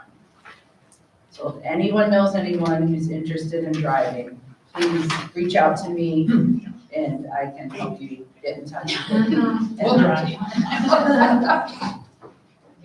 I do want to mention, just so the community is aware, that NRT is committed to trying their best to attract new drivers. So they have recently enhanced their benefits package, and they're giving their drivers a $6 an hour increase. And they've added a paid holiday and overtime that they never received before. So they really are trying. The other good news is that Where's My Kid app is scheduled to be released in January. I'm scheduled to be set up for a pilot program for it next week, and then it should be released. I had a brief overview of it, and I think it will help tremendously, especially with our current busing situation. So parents can track any bus they choose, and then they can choose a location zone. They'll get an alert when the bus lands in that location. You can also flag the buses when they arrive at the school and when they leave the school. I'm told that service shouldn't be an issue as it's running off of the bus's GPS. The only issue that we might have is if in the parent's house, they don't have good service. They'll have to connect to their Wi-Fi. I want to reach out beyond transportation if I can, on another quick one or two updates. Sure. Okay. Oh, Julie, sure. The previous app didn't work very well, so I'm curious how it's different or technology. So they said the difference with this app is the way it connects to the GPS. So it actually connects to the GPS on the buses, and the other app was working off of the towers, which we don't have that many, as we know with Tahan Tower. So that's why they feel this one should work a lot better. And then with that app, is there an ability to send notifications like if a bus is out, like it's hard, you don't like, all right, it's 8:10, let me look at my email, there's no bus today. So the parents can set it up by bus. So they'll be able to see, say your child's on Berlin Bus 1. They can set it up so they'll get notified when Berlin Bus 1 starts the bus in the morning. So and then you can also get notified when it leaves, and then when it arrives at the school. So that's how you'll know. So Nancy, I actually, I did a pilot for this. I've done Here Comes the Bus, and then I did a pilot for this last year. Oh, for this out? But yeah, where's my kid? Oh, I put where's my kid? yeah. I did notice when it was over on Green Street, which is close to my house, all of Yeah. a sudden I was like, why is it stuck there? And then all of a sudden it would be around the corner for me. But as soon as I saw it near Green Street, I would track it. And this was over a year ago, so it might be running off the GPS and not the cell towers anymore. It would give me a heads up that I should start heading up. Right. The only issue I had with it was if they used a sub bus, sometimes it wouldn't show up. But as long as you're not relying on the app, it really is just a helpful thing. It's really a sense of security and, you know, kind of like, oh, good, the bus is coming, especially when they're late. But I think people need to realize that nothing is perfect, but this is a very good app. It's better than Here Comes the Bus. Right. That's a very good point with the sub bus, because it's based by the bus. Yeah. Yeah, so if the bus breaks down, they go to a different bus. Exactly. And a comment on the bus situation. I get that we're not unique in the bus situation. This is an endemic, I think, issue across Yeah. probably a number of communities. And I know you're doing your best, Nancy. A lot of this stuff is it's out of your control to an extent. We're under contract with NRT, so, you know, there's limited influence. But I would ask that you just do your best to hold NRT accountable. There's a couple of, you know, I'm sure you have pulled your hair out and chewed off your fingernails over this as much as the parents in the community. What is concerning is that, you know, you mentioned that NRT has no substitutes, right? Right. And when, you know, we've chatted about the bus issue, and about a month ago, they were, you know, just short of declaring victory because they found a bus driver for Route 3 in Berlin. Right. That will still leave them without any substitutes, right? They just have the minimum number of drivers. So I'd encourage you to ask, you know, try to get more than that. To push for more, because if one of those drivers calls in, then hundreds of families in the community are, you know, heavily disrupted. And then, of course, it's disappointing to hear that, you know, the initial onboarding was 4 to 5 weeks, right, for that driver. That was 4 weeks ago. Yep. And now we have another 6 weeks. It's hard to imagine how sideways things could have gone from a 4 to 5 week process to a 10 to 11 week process. But please keep the fire on them if you can. Be the squeaky wheel. I know you are with them. They know me well. Yeah. And I will keep Yeah. at it. It's just, we definitely need to discuss our options at an appropriate time. When does the NRT contract up? I think we have 2 more years. I'll double check it, but I'm quite sure it's 2 more years. What, do we have any options within the next 2 years? None. Pretty locked in. So they can just simply not provide the bus service. They're, Oh, have we paid upfront, or is this a paid by the month? So How's it I going with, if we're paying, have we're not getting service? paid, so we're in December. I haven't paid October or November. I asked for the invoices to be adjusted for, I mean, we've been doubling up buses pretty much since September. right? They haven't gotten the invoices to me yet, but we spoke offline a little bit, and I'm still holding them. I'd love to understand what their contractual obligation is to the Yeah. community. I can dig into Could the you share the contract. contract with us? Sorry. Could you share their contract Oh, yeah. with us? Yep. I think it's in the draft. Is it? Or, yeah, you put it on. At one point it was voted by this committee, so it's public. Yeah. Yeah. But I can reshare it, so you guys can find it. That would be great. Yeah. I'm curious, do they say, you said 4 to 5 week process of onboarding and they're training new people? Is the training 4 to 5 weeks, or is that including their? So training can be very time consuming. The reason as to why it got delayed is because the person who's being trained hasn't had the time to attend all the trainings that they would have liked. So therefore it's been pushed. So, and then one of the people is out on leave, but that's still okay. It's supposed to be lined up to be, as of right now, returning, but life happens and we all have seen that probably. So it makes me nervous, so I won't lie. And so one of the buses, bus 5 in Boylston is a substitute driver right now, right? Yeah, that's what I'm talking. Is it 5? I think. Yes, yep. Do we know on that? That's the one that should be cleared when we return. That one's supposedly set to be all good when the person comes back from leave. But that's Berlin subject Bus to 3 is the one that's gonna get delayed to the end of January. But that substitute that's currently doing Bus 5, we're not gonna lose him for. So that person is actually a safety instructor that needs to instruct safety. So it's gonna go back to his real job. Can you give us a link or anything so we can put it in our newsletters? Oh, Just sure. since you've gone over the increase in pay and the benefits, maybe we could, I know I have a parent driving a Boylston bus, so. Yep. Absolutely. There's gotta be a way, I know Carol, you spoke about this, through PTOs or something. We're not a big community, Might be counting against us. so we're not a big community. That is exactly, because I feel like we talked about this, larger We're small towns. dollar client. No, I'm thinking about, I mean, we have no drivers. Right? Or at the So mercy of let's- NRT. Yeah, so now we don't have a driver for Berlin Bus 3 until the end of January, so some kind of carpool, I mean, there's so many cars that get dropped off. I don't think we're gonna children off. get into carpooling, safety, liability. I know it is, but I insurance mean, if issues, they go, And then, yeah, I don't think. we're I'm gonna not saying the school does, but there has to be a solution here through parent groups. do- I think, It's very I think a lot of unfortunate. parents are starting to take it into their own hands. Yeah. That's why the drop-off lines, I mean, I can speak for BES, Mrs. Ailes, it seems like it's longer every day.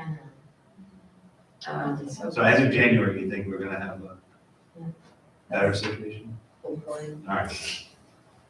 I mean, As long yeah, as is the there a way to person has put all this on training. the, can we put this on the town page?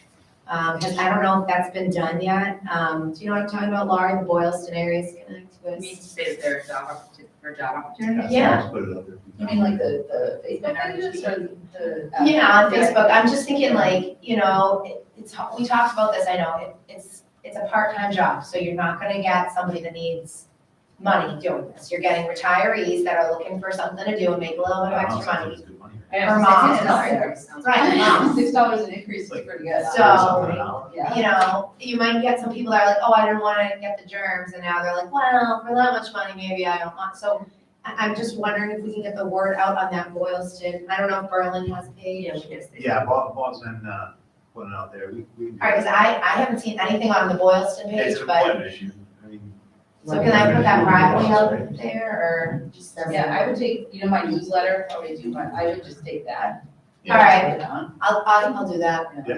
Spread it around as far as you can. Yeah. Because the only way to solve this right now is to help our own district. Like, I Yeah, had a somebody meeting in this today with town. the Aspet Valley Collaborative. Yeah. And, you know, like Bob said, we aren't the only ones. I mean, Marlboro has 41 buses and they have 30 drivers. So that made me feel a little bit better about ourselves, because I'm like, okay, but, Yeah. so we're not the, you know, we know that, you know, but that's what I said to myself, we gotta solve this ourselves, because, they can't. They're not, and that's NRT, so that shows you how many drivers they're down. I did find their contract, it was drafted or at least shared out on the 14th of April, 2020. It references a sealed bid, where I imagine the details of the routes or the scope of services is captured. It would be good to see that, because the contract itself doesn't really have any meat to it. Yep. You know, it just kind of says regular route transportation, athletic transportation, et cetera. It does reference the GPS app from 2020, which we don't have still. So I'd love to see the bid, the sealed bid, and understand a little more about what our expectations are. Sure. They're just not providing the service, and that, I get that we have a contract, but we can't stop providing the service. So I'd just love to see it. So I will definitely send it to you. Thanks. All right, so we'll get the contract and ask for more drivers. Anybody wants to drive? And can we offer an incentive of like the after-school program if it's a parent who a student? That's a good idea. It's literally like no cost to the district. I think that's a great idea. It's creative. Yeah. Okay. I have one more. Yeah, I had, I also wanted to mention our food service department. We're in desperate need of help, kind of the same situation. So if anyone is willing to substitute or want to be hired to help out in our food service department, we would greatly appreciate it. Our facility director has been gracious enough to help out all of us past week. Call me Lunchman Dan. Lunchman Dan. Oh, you just wanted the name. You just wanted the name. Paul. So I just wanted to mention that, so any Paul. Which schools? Which schools? Oh, you're kidding. Mainly Tohoto, but yeah. Tohonto's having a really rough time. And are they just the lunchtime hours, or they're prepping? the whole day? Lunchtime hours, Dropping we're flexible, so, you know. 11 to 2, somewhere around there. You know, they can, even if they did, if they wanted to do, they can do 11, Exactly. anything but, anything. I wanted to, and, you know, I also wanted to mention that last night Carol and I went to the town meeting, and, in regards to the facility assessment, and that the committee approved for Boylston Elementary. And I'm pleased to let everyone know in the community that Northbridge Partners has graciously committed to donating $35,000 towards our facility assessment. So between the $10,000 grant that we got from the MIA and this donation, we are going to be able to fund the facility assessment. So that's just amazing, wonderful news. Sweet. So I'll be reposting that in January after the holidays. So hopefully we'll get it better and we can move forward. And those are my updates, so if we want to, unless anybody has any questions, we can start with the budget. All right, Let's do this. So I wanted to start tonight by reiterating some of the highlights of our previous month's meeting where we introduced the district improvement plan and discussed all of the aspects of that. I wanted to remind the public that, again, this is only our 4th year as a district, as one single district, and that we are young. We have this great potential to grow, but we have to keep at the forefront of our work 2 essential questions. How do we and will we define ourselves as a district? And then what do we want for the future of our children? That's what's driving the district improvement plan. It's what's driving our budget.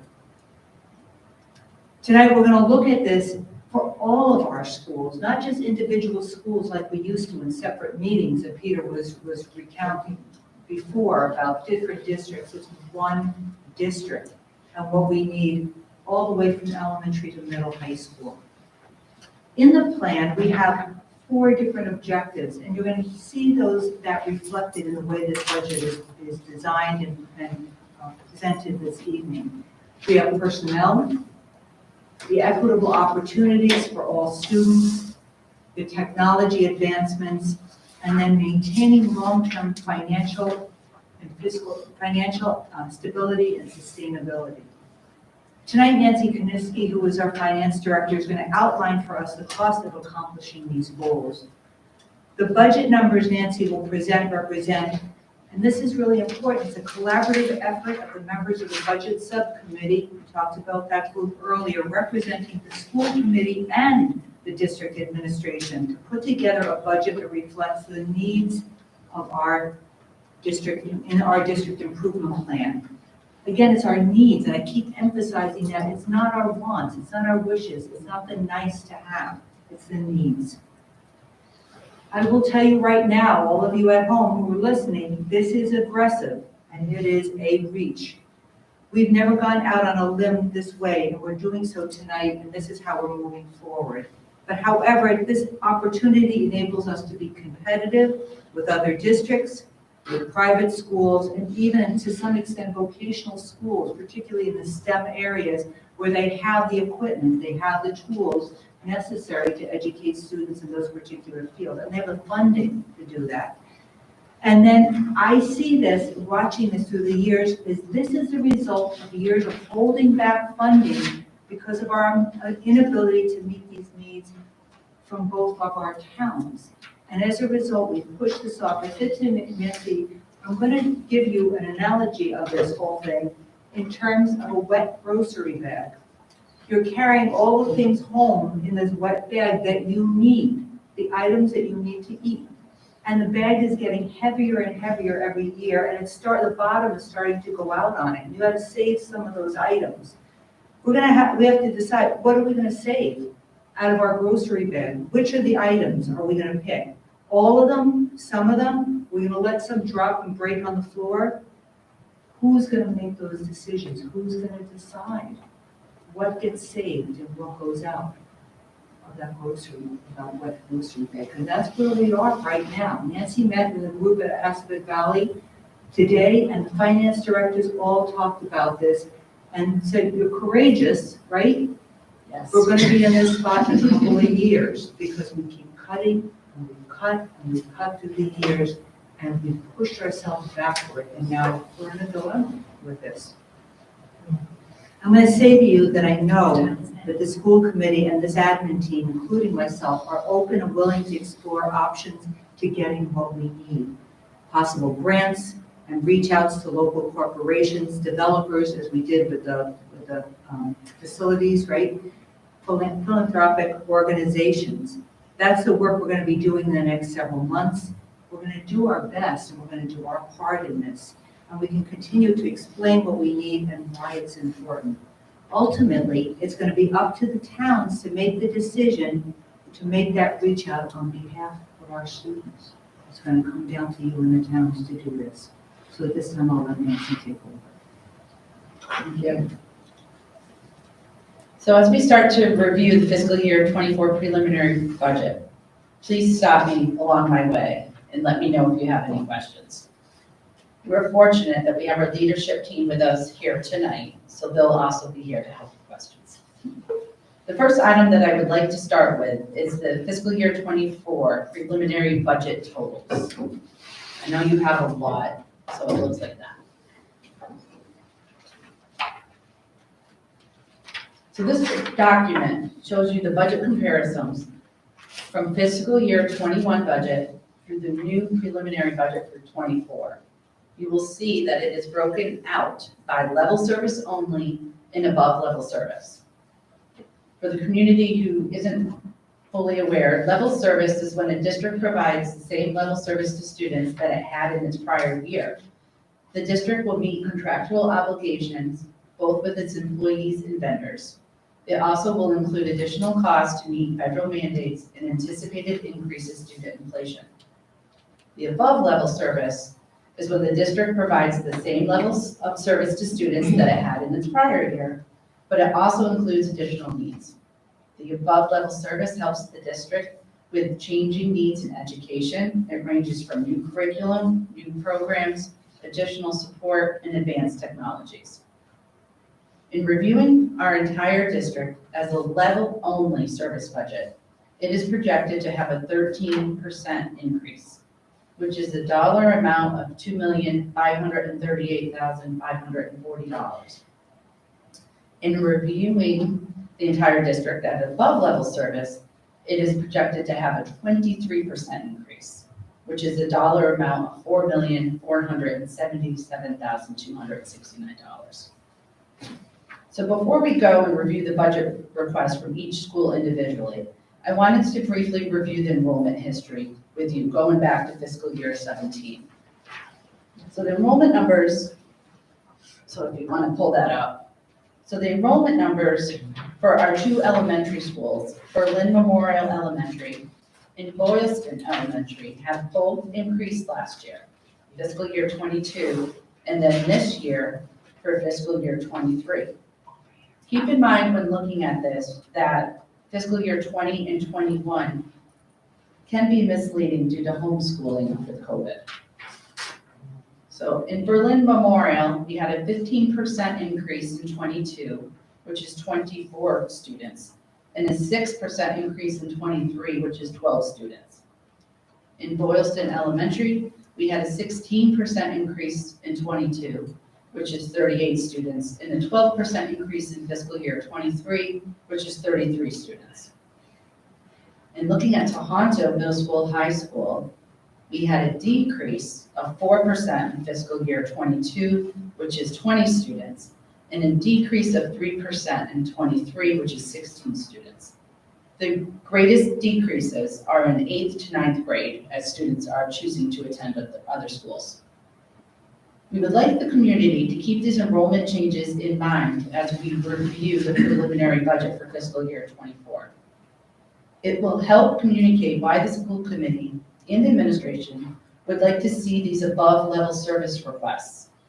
As the elementary schools enrollment is increasing, the needs of our students are increasing. At Tohoto, the enrollment is dropping, which validates the district's needs for offering new programs and supporting our students. One of the other things that I think it's important for the community to be aware of is that $231,000 of personnel and services that are in our fiscal year '24 budget are currently being paid out of our ESSER grants for our COVID ESSER grants in the current year's budget. These are items that we feel we still need as a school district to support our students. So now we can go into each school individually, unless anybody has any questions. Can you repeat the ESSER grants amount? Sorry? The ESSER grants amount, how much of our current budget is that, or you said something? Sorry. Can you just repeat what you said? Yeah, I can repeat what I said. I don't have the exact amount of the ESSER grants, but I can get it for you. So, for this current year, $231,000 between personnel and services is being paid out of this current year's budget through the ESSER grants. Those personnel and services were put into the fiscal year '24 budget, but now we don't have the grants to cover that. Can I ask you a question? Yeah. Do we have a projected growth or, increase or decrease for the schools in '24? For enrollment? I did not do that, but I can. Just curious. Yeah, it's a great, that's something that should be done. Probably tell the story for. Yeah, absolutely. Yes. Yep.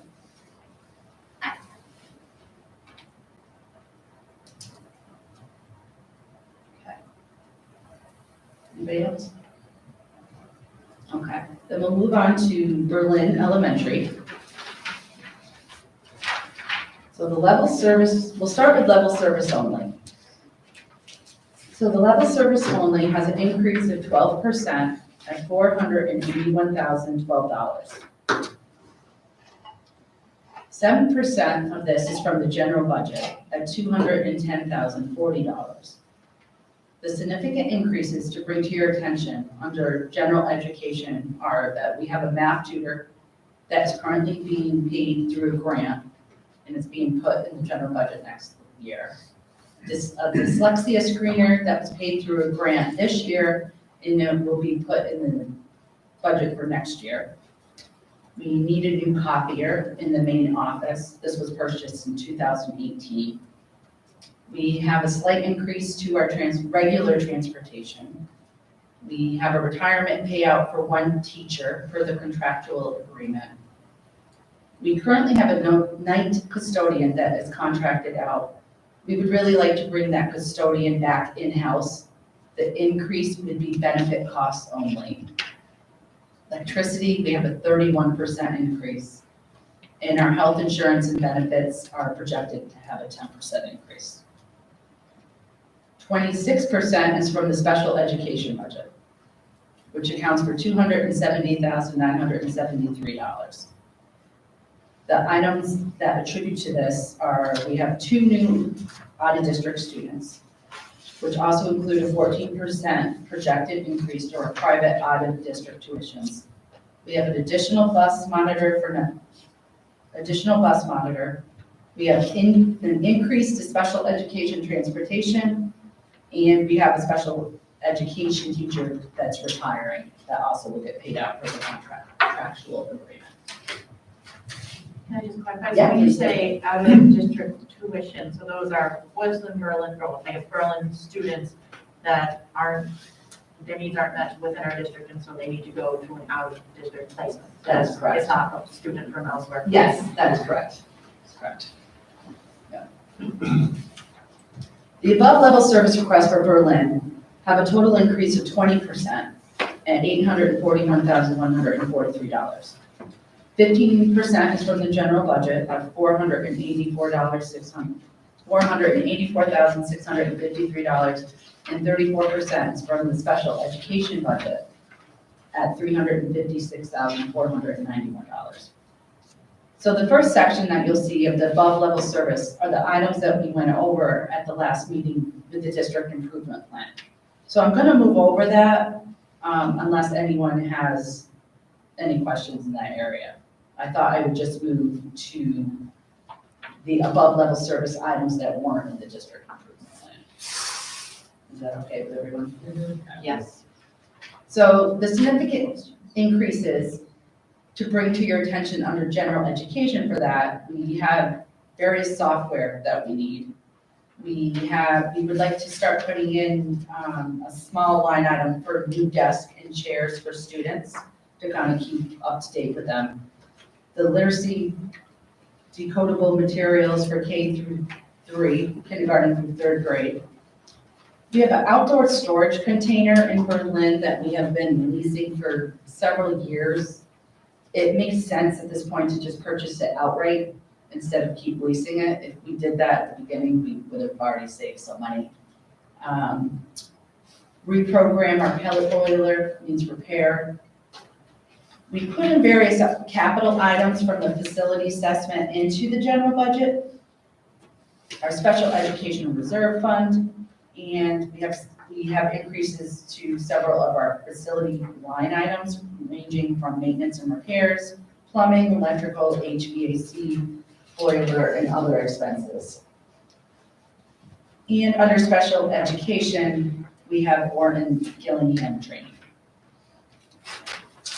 Does anybody have any questions under Berlin? I have a couple questions. Sure. Are there any other details? I'm really familiar with the district improvement plan, what's in it.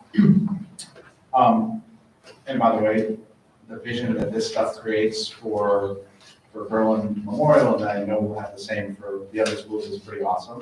So I'm very supportive. But are there any other details about the items not in the district improvement plan, where if one wanted to kind of double click on that and learn more about those individual items, they could?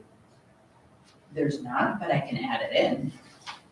I don't know that, I think the way you've got this summarized is really nice. Yeah. It's a lot of information, so I wouldn't change it, I would just be curious. If you want more, we can give it to you, Like like, just talk, right, phone call will probably do it. what, you can do it now, whatever, we're glad to answer any questions you have.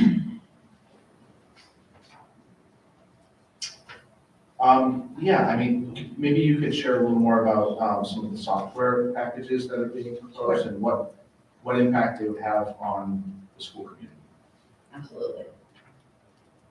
So this is why we brought the leadership team here. But that's why everybody's here, is to help with answering those questions. I am the finance girl. So I do the numbers, they know the info behind it, so this is great. So there's a few that I can't address, but for example, single sign-on, it's actually something we've been talking about in the buildings for a while. Single sign-on is an app that allows kids to sign into a bunch of different programs with one password or like a QR code. And it's ironic because we were just talking in PLC's thing with my first grade teachers, because it takes them 20 minutes to log their first graders into their iPads. Because everybody's got a password, and everyone figures the password is different than username. Single sign would help with that. Rocket Math is basically electronic flashcards, but very visual, lots of little certificates. It's helping us with that. Mirror Fluency is a program that's fascinating, where kids are prompted to read. They have headphones and a microphone, and the computer app will actually keep track of the reading fluency. Rather than having an adult listen to one kid at a time, I can put 5 kids at a time on a Chromebook, and we can check their reading fluency. Foundation Fund Hub is just something that goes with our foundation's phonics program. And again, it's just an online component to further enhance student learning. Absolutely no idea. Harper's time and attendance. That was I think she's gonna make actually, me so I can cry. answer that. Harper's time and attendance. Currently, we keep attendance through iVisions, that's with our Munis program. But we have our software through, oh my gosh. Harper's. It's for student attendance. Yes. So this will actually, the attendance will go through this software and download right into our payroll software. Right, adult attendance, Yes. not student attendance. Got it. Yeah. Got it. And then is DocuSign for the administration, or is it by chance going to alleviate parents' needs for filling out 10 forms at the beginning of every year? for a Wait, you child? don't like that? I don't know what he's talking about, John, I love it. That's on the application under the district improvements. Our school? Our school. Amen. Awesome. Amen. Okay. Really cool. One other question that came up as you were going through this, Nancy. Sure. I don't know, this one might be tough, and it's not Berlin Memorial specific, but, I see that we have this grant that paid for the math tutor, right, last year. It's not gonna pay for it in '24, so totally Yep. get that. We need to pay for it. Yeah.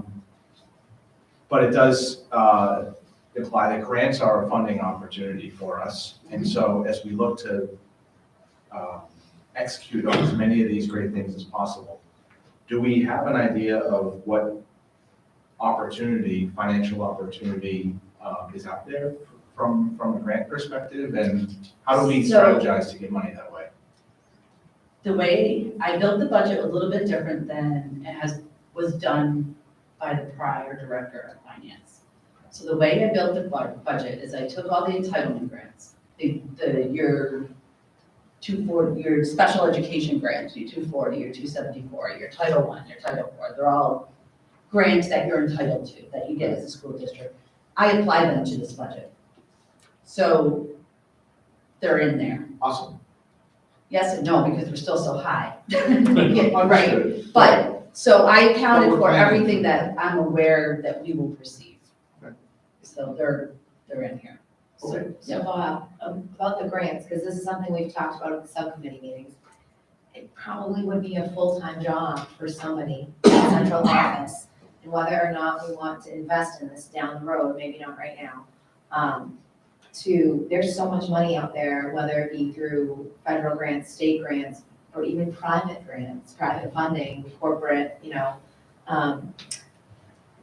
but somebody has to have the time to research them, do the extensive application process, follow up on them, figure out what's needed, what can we slightly change in our district so we fit this or we fit that.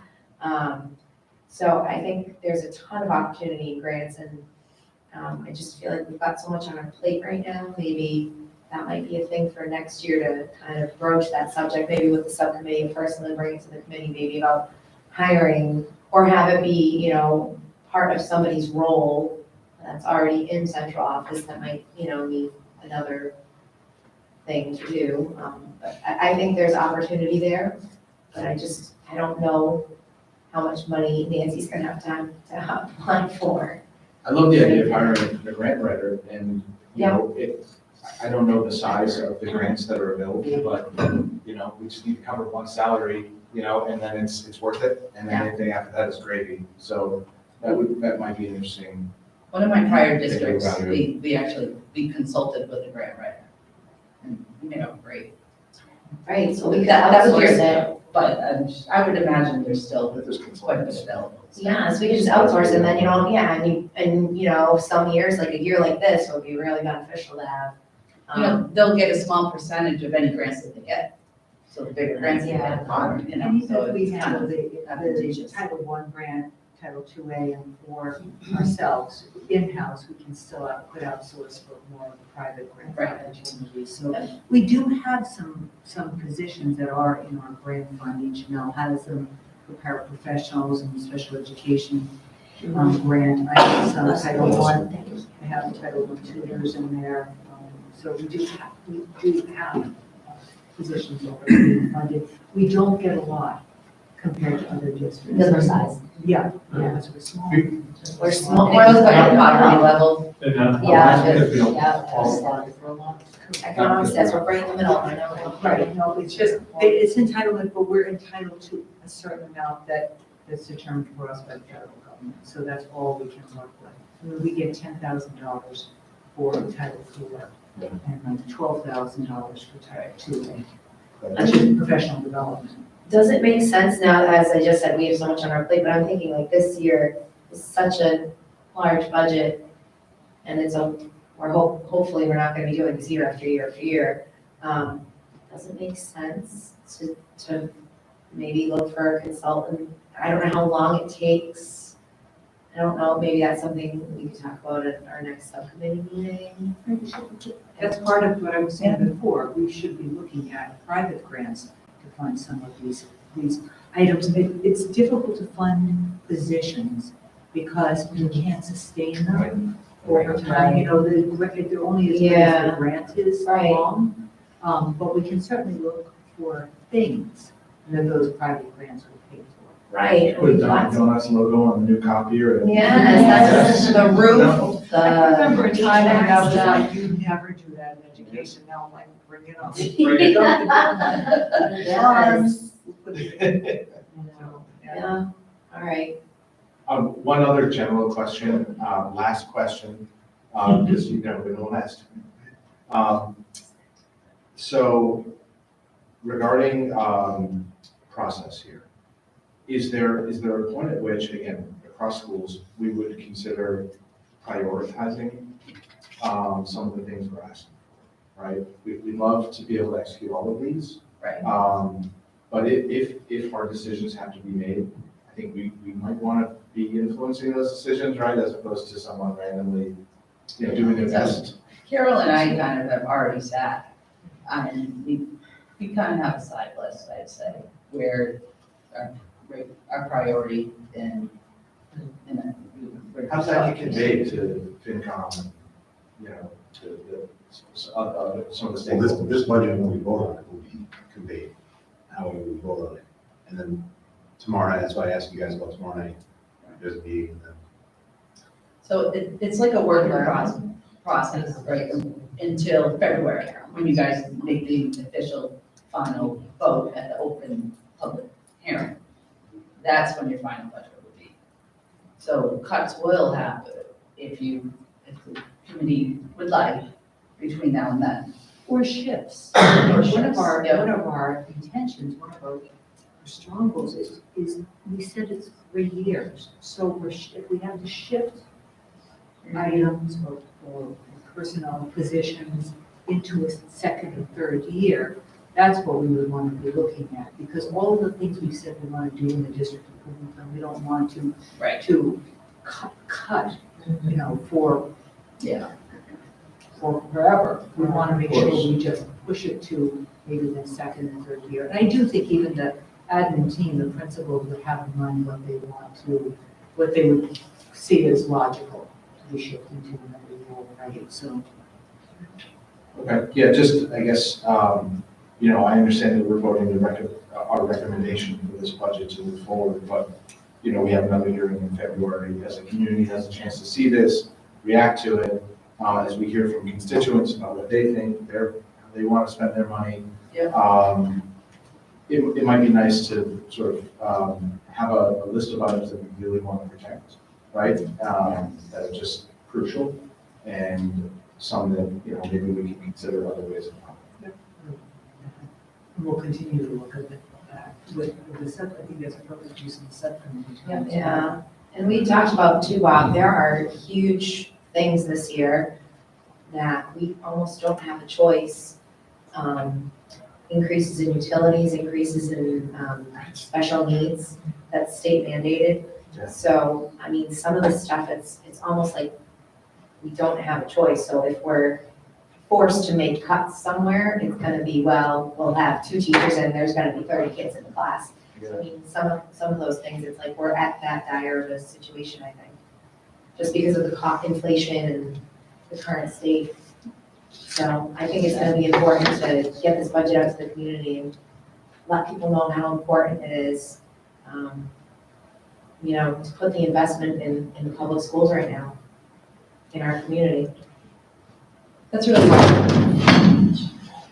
I wanted to break it out by level service and above level service. Just level service itself was 13%. Yeah, well, you've got that That's percentage at least in enrollment growth too. Right, Right, right. not to mention inflation, and you're gonna get to Boylston and talk about a 40% increase in electricity What's costs. a lot, yeah, Right, so I get it, it's yeah, not a lot of fat here. right, Yeah, right. thanks. You're welcome. Anybody else? All right. Boylston. So starting with the level service only, the Boylston has a total increase of 16%. That's $763,763. 6% of that is from the general budget, which is $226,600. 41% of that is from the special education budget at $537,163. So from the general budget, you have the dyslexia screener that was paid through a grant last year that is put into the general budget this year. We have needed plumbing and building repairs, so we added an increase for that. We have increase to transportation. We're leasing a new copier. The last one that was purchased was in 2018. I'm changing some of the copiers. It seemed like the prior history, copiers have always been purchased outright and then they've been kept for several years. So I'm recommending kind of changing the ones that are used very often to a 3-year lease, so the teachers don't get frustrated and they're not jammed all the time and they're getting very So frustrated. copiers, just because someone's like, why, who cares about copiers? It's because the teachers use them daily. And Daily. it's affecting their ability to teach. Yeah, absolutely. Need copiers. And they're just so old, they need to be updated. And so the copiers that the teachers use for all their copies and everything, I put on a 3-year lease. The copiers that aren't used as frequently, I'm gonna purchase outright, because you can keep them longer. It was a 39% increase to electricity, projected 10% increase to health insurance and benefits, and a 31% increase to natural gas. We're projecting 2 new out-of-district students with a 14% increase built into that for our private out-of-district students. We have additional needs for home medical services, additional needs for evaluations and consults, and an increase to our special ed transportation. So that's level service only. Our above level service has a total of 30% at $1,443,033. 22% of that is from the general budget at $752,318, and 53% of that is from special education for $690,714. Again, I'm just going to skip the above level service items that we covered in the district improvement plan. I'm going to move over to the above level service items that weren't in the district improvement plan. So those were the various software. It's actually the same software that we covered in Berlin. The new chairs and desks, literacy decodable materials, kindergarten through 3, and also purchasing the outdoor storage container. So those are all actually the same, and the same for special education, which is the Orton Gillingham training. Are there economies of scale that we can leverage for software within the district? Like, can we buy a quote unquote network license of some of these things and use them in the different schools, or do we need to make the same investment for standalone software in each school? So we're getting quotes as a bundle, and most of them have, cutoff spots, so they might be 0 to 250 is X, 250 to, so. Got it. We will see that. So you're looking at. We will see that economy. Anyone else have any questions? Tom Honto. So let's start with the level service only. That's a total increase of 13% at $1,289,446. 8% is from the general budget for $642,351. 30% is from special education at $647,095. So under the general budget, we're leasing a new copier and purchasing 2. All the copiers are from 2016. We have a 39% increase to electricity, 10% increase to health and insurance benefits. We have a decent increase to transportation, increase to oil. We don't have the exact amount. I put $19,000 in.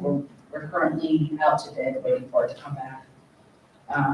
And we also have a custodian in Tohoto that we would actually like to bring back in-house. So the cost would be benefits only. Under special education, 2 new out-of-district students with a 14 projected increase to private out-of-district tuitions. I put in conferences that increased according to personnel contracts, additional needs for evaluation and consults. There's an increase to special education transportation, increase to special ed services such as PT, music therapy, and hearing impaired. So on the above level service, there's a 22% increase at $2,188,874. $2,188,874. 17% is from the general budget, and 40% is from special ed. So just skipping to the above level service items that weren't in the district improvement plan. Under general education, we have a laptop cart for the science department, various software, the DocuSign, single sign-on, and Harper's time and attendance. Purchase an outdoor storage container there. We would like to add 5 working summer days for the guidance counselors. We would like to get our drama club up and running, so we would like to add supplies into that. We'd like to update our AP psychology textbooks and update our physics lab equipment. Our fiscal year 25 standards competency and curriculum mapping. We'd like to have a pilot program for grade 7 social studies and our special education reserve fund. We would like to add into that. And for special education, the Orton Gillingham training, and for our new special education teacher that we are requesting, we need new chairs and desks.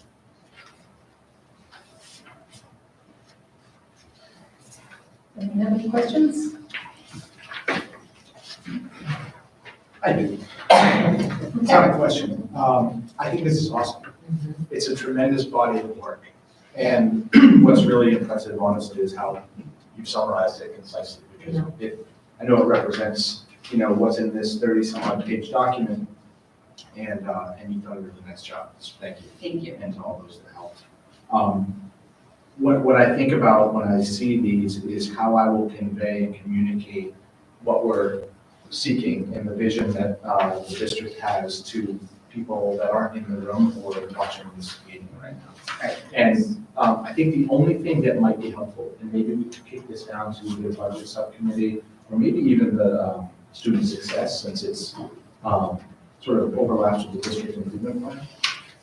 I wonder if we could somehow, not to be too prescriptive, but like show a pie chart, right? Of you've shown the categories of the different things that that make up the whatever percent increase, right? The top level number. Yeah. But it might be helpful to convey to the community, how much of that number each of these things represents. I have that right here if you wanted it now. Yeah, I'm just thinking That's about easy, like yeah. communication tools for us as we talk to people in the community. That might be really helpful. Yeah. Absolutely. Yeah. Thank you. Great job. Thank you. And I'm hoping, that these documents that you've made can make it into the minutes as hyperlinks. And I think looking at this and seeing general budget, special education, and really seeing it broken down, really explains where the money's going, and I think that's very helpful. So I think, I think pie charts are definitely a good tool, but I think this document that you've made would be great to share with the public too in minutes. Right, yeah, and I can do the pie charts and add it for each section, and I think Yeah, it'd be great. I love it. do it, probably. Yeah, that's true. Another PowerPoint, yeah. It's a great His head was exploding as it was. I think too, Nancy, for community members to see it too, I'm just gonna echo what they said. I mean, to see a budget as it was presented previously, it was so very difficult, unless you don't have any budgets, which you do, to understand, but broken down like this, it really tells the story of not being, like you would say, just status quo. This is what our district needs for our students and staff. One of the things Nancy and I talked about this afternoon too is after we present tonight and it's voted on, taking this and putting it into this week's newsletter that we send out from the district. So we'll put in, I'll do the summary again, and then we'll put in the things towards the district improvement plan into this budget presentation, if you're comfortable with that. But I think too, if you could, out of the meeting footage, take your portion when you presented this, because I think that really, spoke to you presenting the vision of the district. I think that would be, Video. the actual part of the video, why don't you do that? Yeah. Because I think. We got high school with kids with technology. I'm sure Joel's telecom class or the telecom kids can probably handle it. So, I But think pictures worth even- 1,000 words. Even, She can do it again. yeah. You can record it. I was gonna say, Three even, camera shoot. yeah, I mean, we could link, we can use a link and timestamp, like where you said that too, like in to the YouTube channel today, so Yeah. I think we should be able to do that. Yeah, the only, I guess, trouble with that idea though is, because I think the camera was focused on you rather than your presentation too, for the document, so. That will have to be considered, maybe you could have Yeah, you can you do it talking as, and then. part of the marketing, the discussion we're gonna do. Communication, more is better. Yeah. Yeah. Even the paragraph you read, you could put in the beginning of the newsletter, I mean, like. Yeah, So you just write that, exactly, whatever you spoke, yeah. Figuring that speech. Places, it's so good, select board, getting in front of them. It's perfect. I think the part of that Nancy, you started with the enrollment projections. I mean, I knew Lori is in real estate, I'm in real estate. You can see the building going on around town. I didn't realize it impacted the enrollment was that much, 16%, 13%. And that's a huge, we have classes of 13, 14, 20 kids. That's 2 kids to add to a classroom, which takes the focus of the teacher away.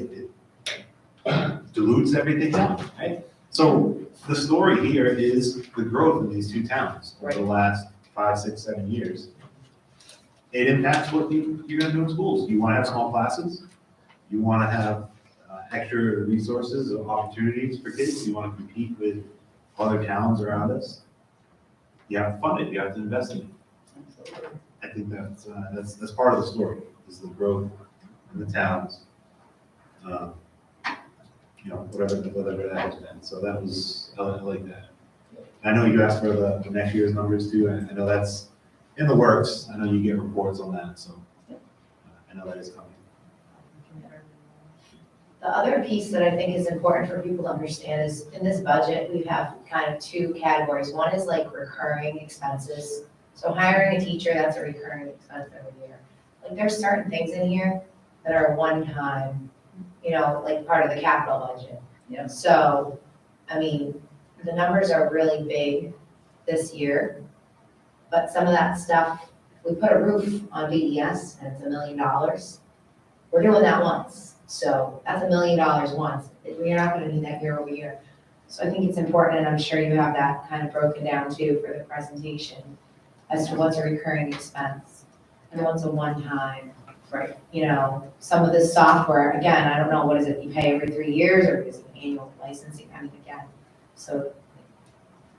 You know, you might have to get creative for 1 year. That's kind of the idea of getting everything all out there at once. I guess if you could break it down like percent of recurring versus one-time asks, I mean, I think that could rationalize. For the a lot. community, right, I'm just saying, if it comes to a vote and, you know, your taxes are gonna go up this much this year, but then in Like, I think future quantifying years. it, like you were saying, like I wasn't here at this meeting, and I think quantifying it per taxpayer is really important, because that's what they did with the CPA. Yes. And so I think that is also a huge part of it. Yeah, and we'll definitely need each town assessors help with that. But I think that's gonna be a huge aspect when we're presenting to the community. And that's what the voters are gonna wanna see if this goes to a town meeting vote. What am I gonna have to pay? That's the bottom line for most people. Bottom line is what am I gonna have to pay and what am I gonna get for it? Right, What is that return on what I'm gonna have to pay? exactly. But everybody's got a price tag where, like, oh, $1,000 a year, no way, I'm not doing that. Or, oh, $50 a year, wow, that's nothing, I don't mind, you know what I mean? $1,000 a year, I'm not paying that. And then, my grandkid's not gonna graduate with whatever opportunity we're trying to cut or add in. So, yeah, that's the conversation that's gonna be had. That is the conversation, yes, but we need some numbers so people can be, and then like, I think we talked about this at our meeting, there are some people that physically cannot afford another $1,000 a year they have for themselves. So I cannot do this. And I think, it's just about kind of figuring out what the increase would be year over year, what we can get from the town, what we can get from grants, and that's the next step, I feel like, in this process, because I think kind of we're all in some type of unison, we all want this, we believe this is what we need. Next step is like, how do we get there? So we didn't go over the capital plan, I don't know if you want me to go over that real quick. We have it, did you put it? Did, it's in your folder. Why don't, do you want to do it, why not? Yeah, take a few minutes. We do it. While you're pulling it up, just a question about capital and really maybe non-recurring costs. So, just thinking about a question that someone from the community might ask, that is, maybe they don't have children in the district, and it is a big deal, right, to have a tax increase. If we budget for $1 million for a new roof this year or next year, is there an expectation that that budget will shrink by $1 million after that project and for years subsequently after the project is done? So I actually, for the capital plan, I did it out to 3. For that reason. So, I mean, I didn't bring it with me tonight, I have it. That's okay. Yes, it is. Great. In what? It decreases greatly. So we have, Yes. sort of, okay, Yes, yes. I think that's helpful to see Right. that. I will, tomorrow I'll send out the 3-year. Cool. Thanks. Yeah, it's definitely worth looking at, because like you said, when we go through this, you put in your roof in Boylston Elementary for 1.2 million. I mean, your capital is, but that's a one-time cost, right? So next year, you're way down. Right. The main recurring cost in your capital that we're requesting, that we'll go over, is your one-on-one initiative, for your Chromebooks, your student laptops, that type of stuff. That's recurring. The rest is mainly one-on-ones. Okay, so I'll go, anybody else? Okay, so we'll go through this real quick. So for Berlin Memorial, we have 45,000 for a replacement plan for 90 Chromebooks, 25 new iPads, and we also put in there new phones for the district offices. 20,000 to repave the walkway and playground. The walkway is cracked and unsafe.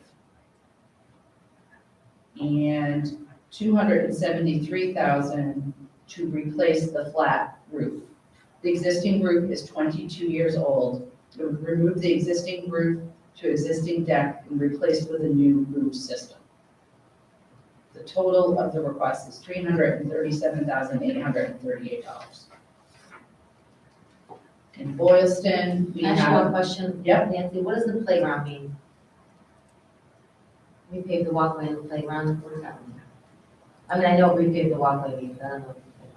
It's the back of the building, where the playground is, a little walkway there. Oh, this one's yeah, on? just the, not the playground itself, the walkway. to the Right. The playground. walkway, so the kids come out and walk. BES?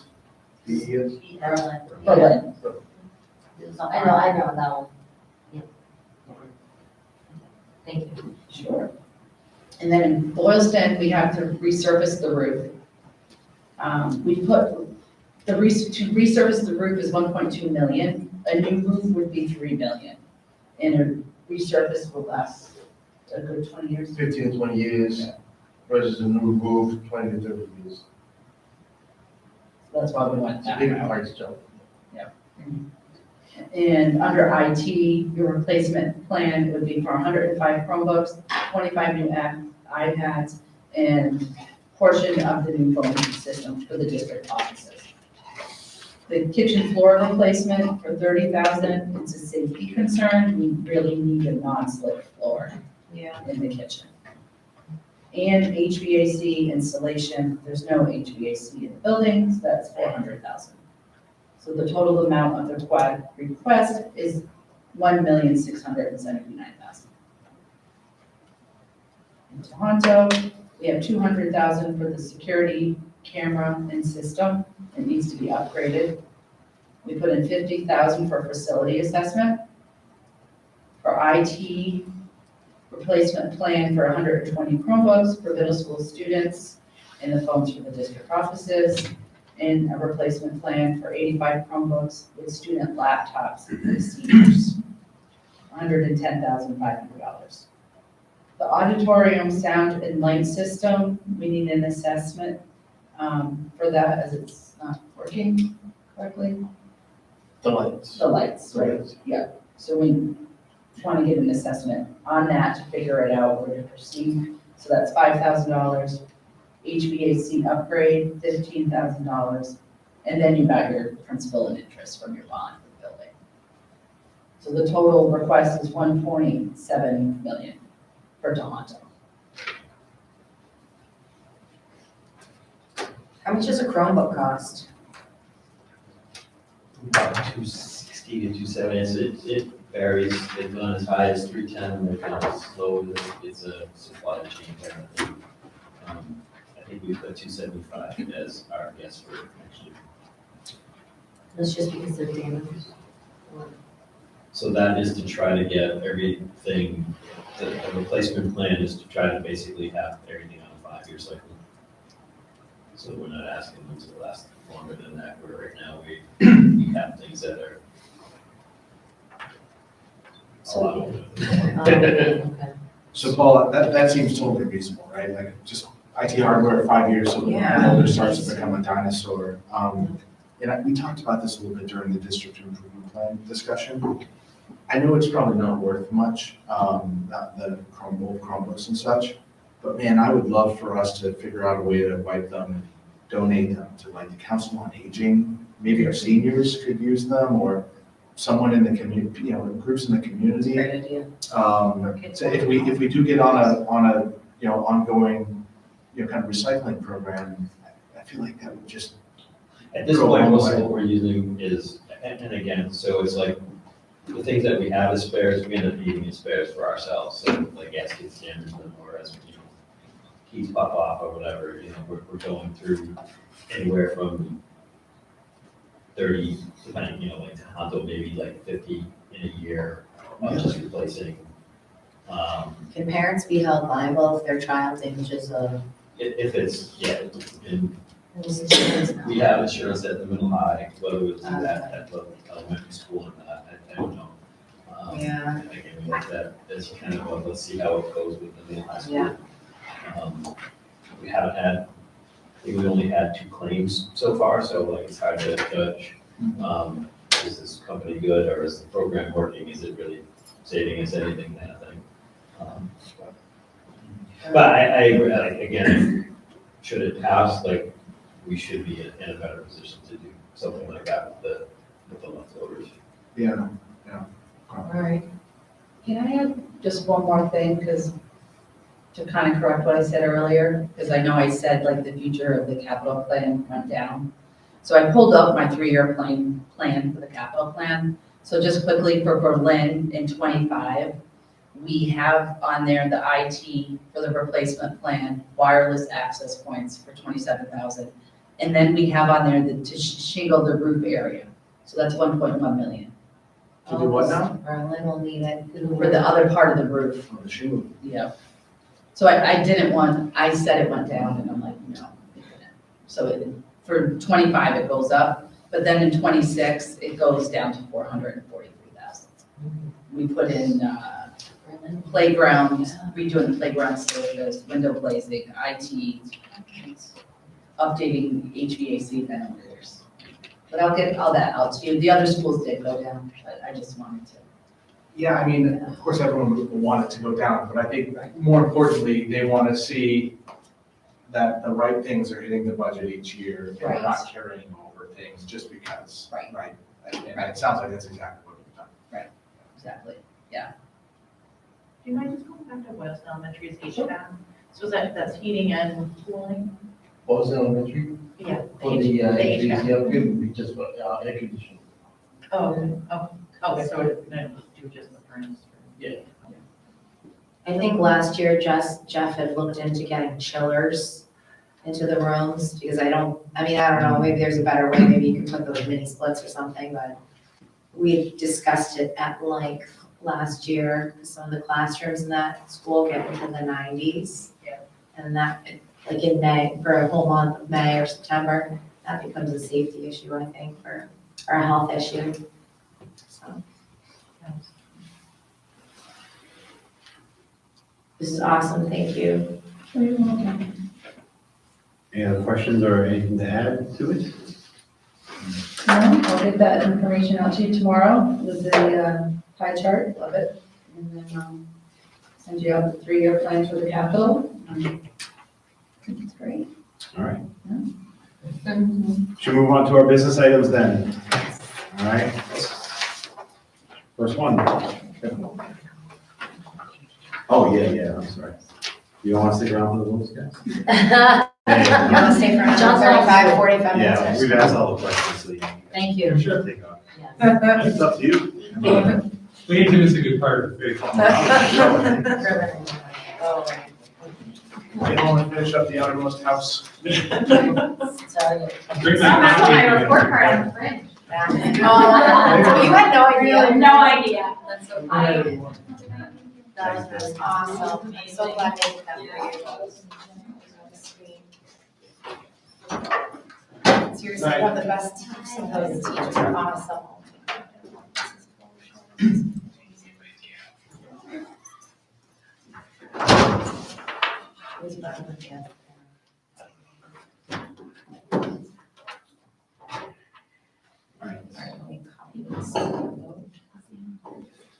First item up, have a motion to approve the initial fiscal year 2024 budget and capital budget as presented.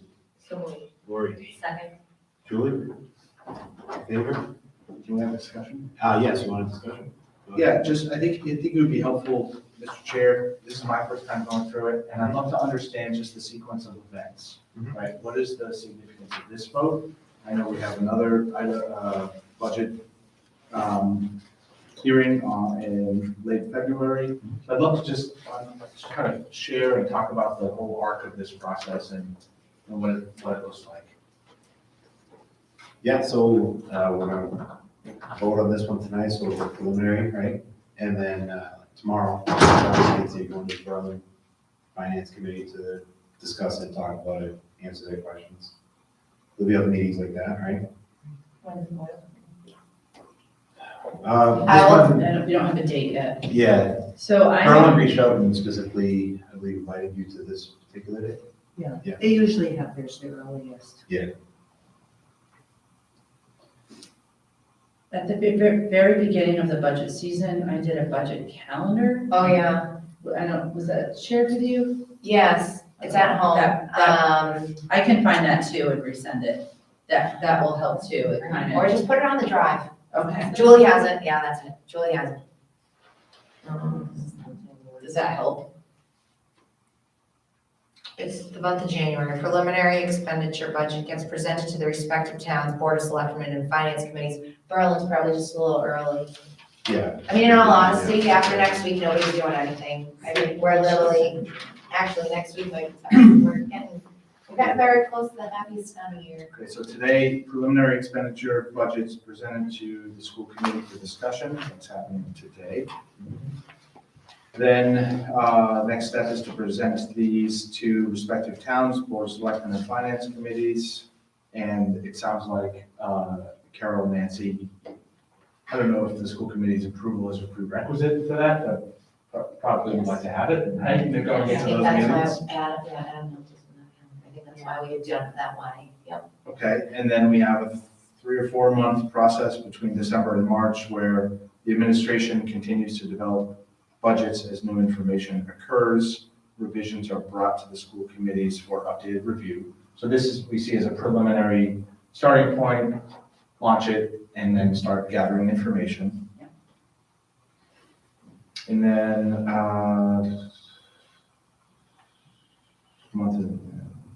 looking for highlights here. Late January and early February, foundation enrollment, minimum local contribution data is published. Those are inputs to the budget calcs. February 28th, in bold. Regional School Committee public hearing on the budget. School committee will vote on the proposed 23 budget. March and April, potential revisions to the budget. It's never final. Based on changing circumstances and/or feedback from member towns. And then month of May, town meetings. So does the process always, yeah, let's talk about that. Does the process always go to town meeting? Yes. Yes. Always? Always, yeah. Okay. Yeah, we have the tax. Yeah, okay, all right. But like last year, I think we just did the standard recommended increase, so it wasn't like a, hey, get your friends to go vote on this, it was just, right, last year it was just. We did, we went to the finance committees in both towns, so we talked about the budget, and even then, you know, there was some questions that came up about some of the items we had on there. I think with the school adjustment counselor, for the purpose of that, what we're pushing on those items. So there will be a lot of, I anticipate tomorrow there'll be a lot of questions. So a vote tonight, you know, a majority vote represents majority support for the budget as it's currently drafted, kind of puts you in a position to talk to your stakeholders and share that you have the committee's support. What's different about this year though is we already have been sitting with the school committee. Typically, it's the superintendent, finance director that recommend the budget to the school committee. And it's really the first time we're seeing, First time I've ever seen that. with you, and then with a lot of. That was the conversation last year, was we don't see it until December. It's the first time ever. We haven't had a question about it. We haven't heard anything about it. That's not a good way to do things. It rushes things. Doesn't give us time to review it. I mean, this is probably the 10th time you've been in a meeting about it, Megan, in June, right? We've been in several full meetings about it. You know, we had it last time, so I think it's a better process. This is Quite honest. so much better. Surprise tonight for those Yeah. who've been here. I like having the subcommittee. I think it's so helpful on my end and for us, it's great. This has been, Bob, for like last year, and I know numbers, I was just like, huh?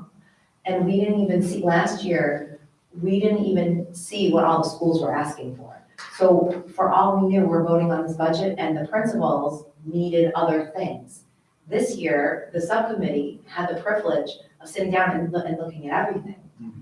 And so we were going into this meeting and taking this vote, and it was just like, well, this is what's presented and this is what we're presenting. And we didn't realize there were other things until kind of after the fact. So, I mean, this was just such a better. Farther ahead.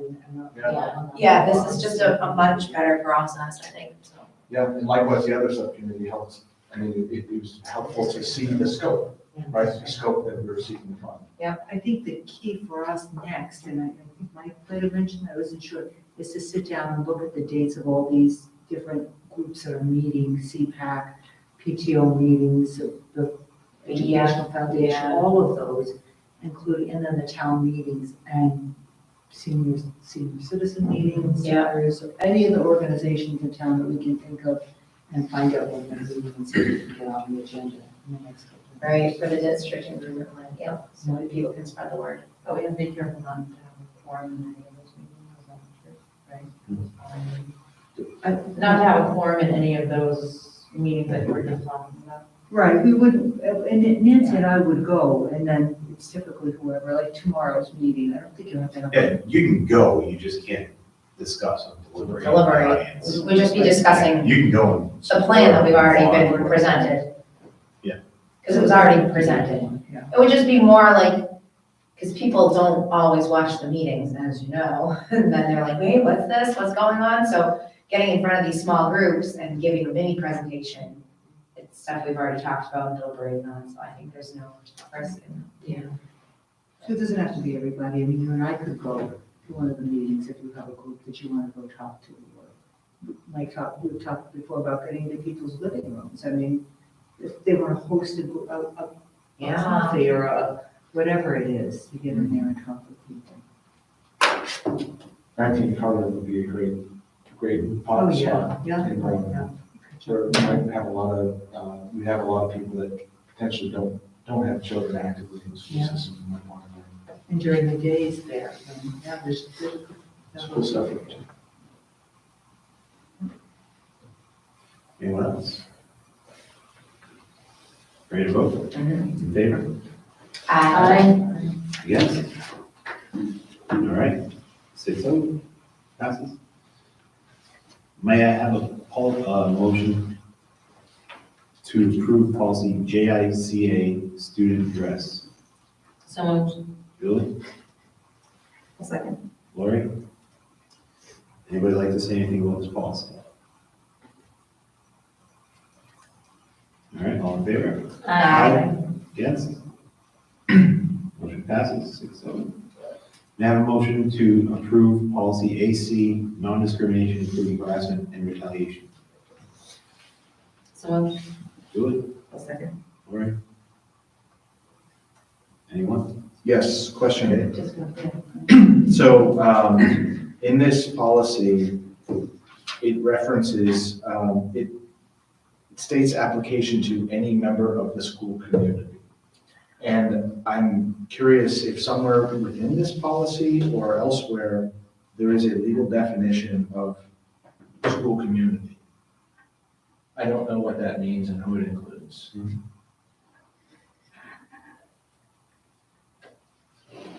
So I'm noticing right now in the first reads, I think it's ACR, it's not the correct one. Hold on one second, I don't know if it's, how different it is, I apologize.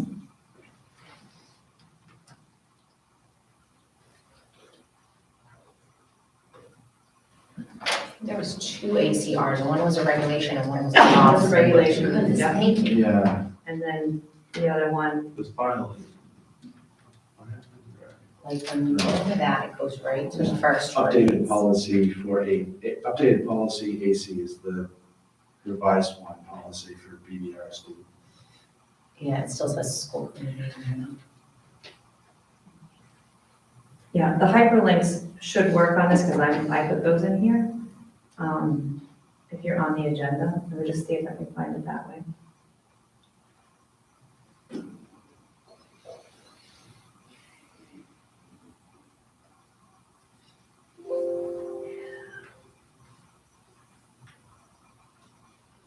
So if I go down.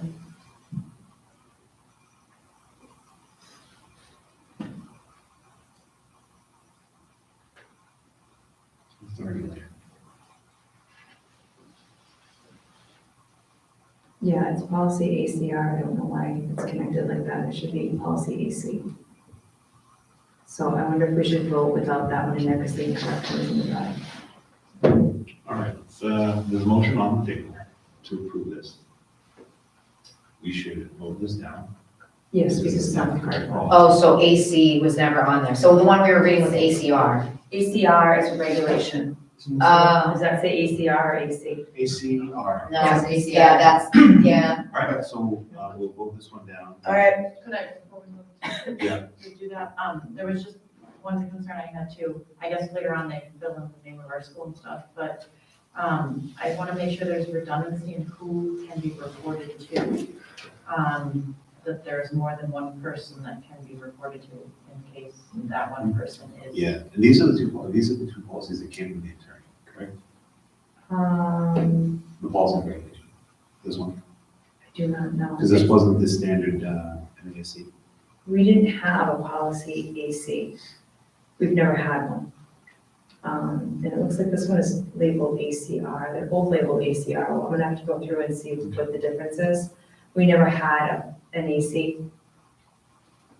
All right, so we cannot approve the policy as it is in the draft, because it's not the correct policy. Correct. So in favor of this one? None against? Nay. Nay. 6, so we'll get that off and we'll fix that for next time. Is that by any chance the case with the others? I think, I thought that was the only one that I saw, the other ones Yeah. seemed. Yeah. And as per Jessica's question, I believe that was asked at the last meeting to there's 100 administrators, and I believe that they said that they did have, you could report to somebody who was not, like, in case the perpetrator was the person you were reporting to. Do we, I think, is your question that do we have that in writing? Yeah, because in that document, it labels two people to report to. Okay. But it's different instances of, so, it's two different populations of We'll people get to it report. sorted out. Okay. Yeah. I'll write that down. We'll get it sorted out. May I have a motion to approve the policy GBA, equal employment opportunity? So moved. Bob? Jess? Anyone?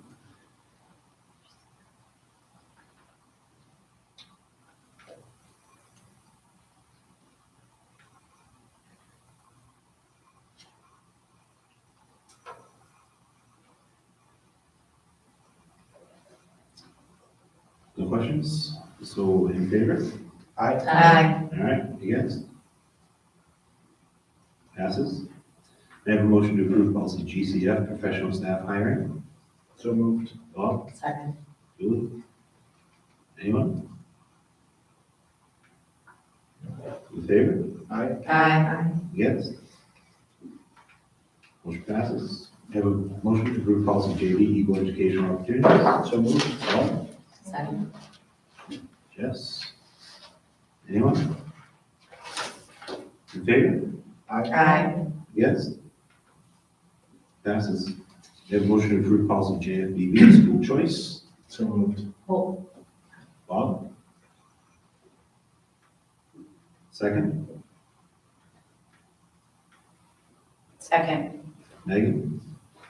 so All right, discussion. the one that's linked is JFBB 1 and not JFBB, so we need to vote this one down as well. Yeah. I had a question on this one as well. Did this change recently? It's not the right policy. Okay. So basically, the policy that would be, this is JFBB 1, this says this is the policy of the school district not to admit non-residents. Oh, yeah, I saw Ours- that. Oh, yeah. Ours states it would always be the choice of the school committee upon recommendations, which is exactly how it's done every single year, so we weren't changing it to JFBBI. Okay. JFBB. I also wanted to ask about timing, and it stated about reaffirming this policy on an annual basis no later than June 1st.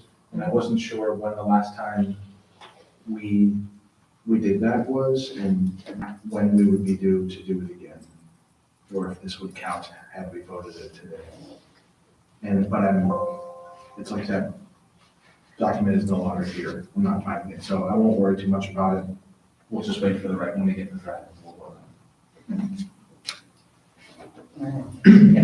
So we gotta vote. Favor? Against? Nay. Nay. Does not pass.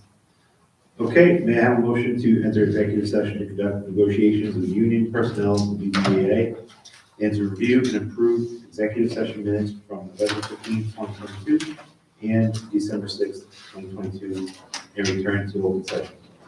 So moved. Bob? Second. Megan?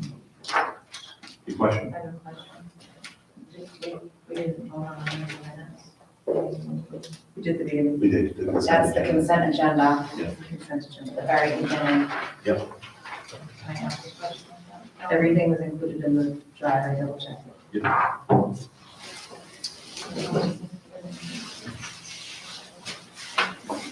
December 6th.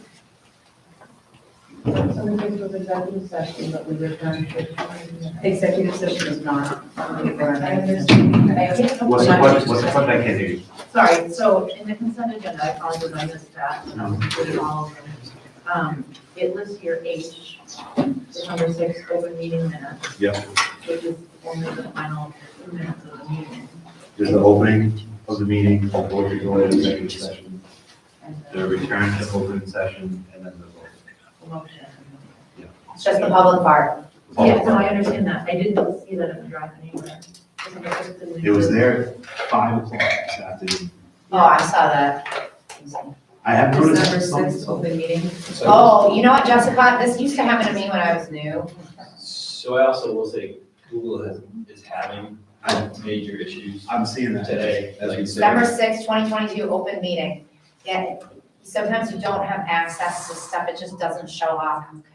Yeah, because I saw December 8th meeting, but I didn't see December 6th. Yeah, 2, 4, 6, 8, 10, so there's like 10 things in consent agendas, do you see 10? Well, so there were 5 folders that were, you know, the December 8th was existed, but there was no. Fine, thank you. That was great. Yeah, Great. Yeah, I almost destroyed. No, no, no. I almost destroyed. Right. Sorry. All right, so let's vote. Yes, There's, we gotta. yeah, because we gotta go to exec, this happened to me when I was new, Christy fixed it for me.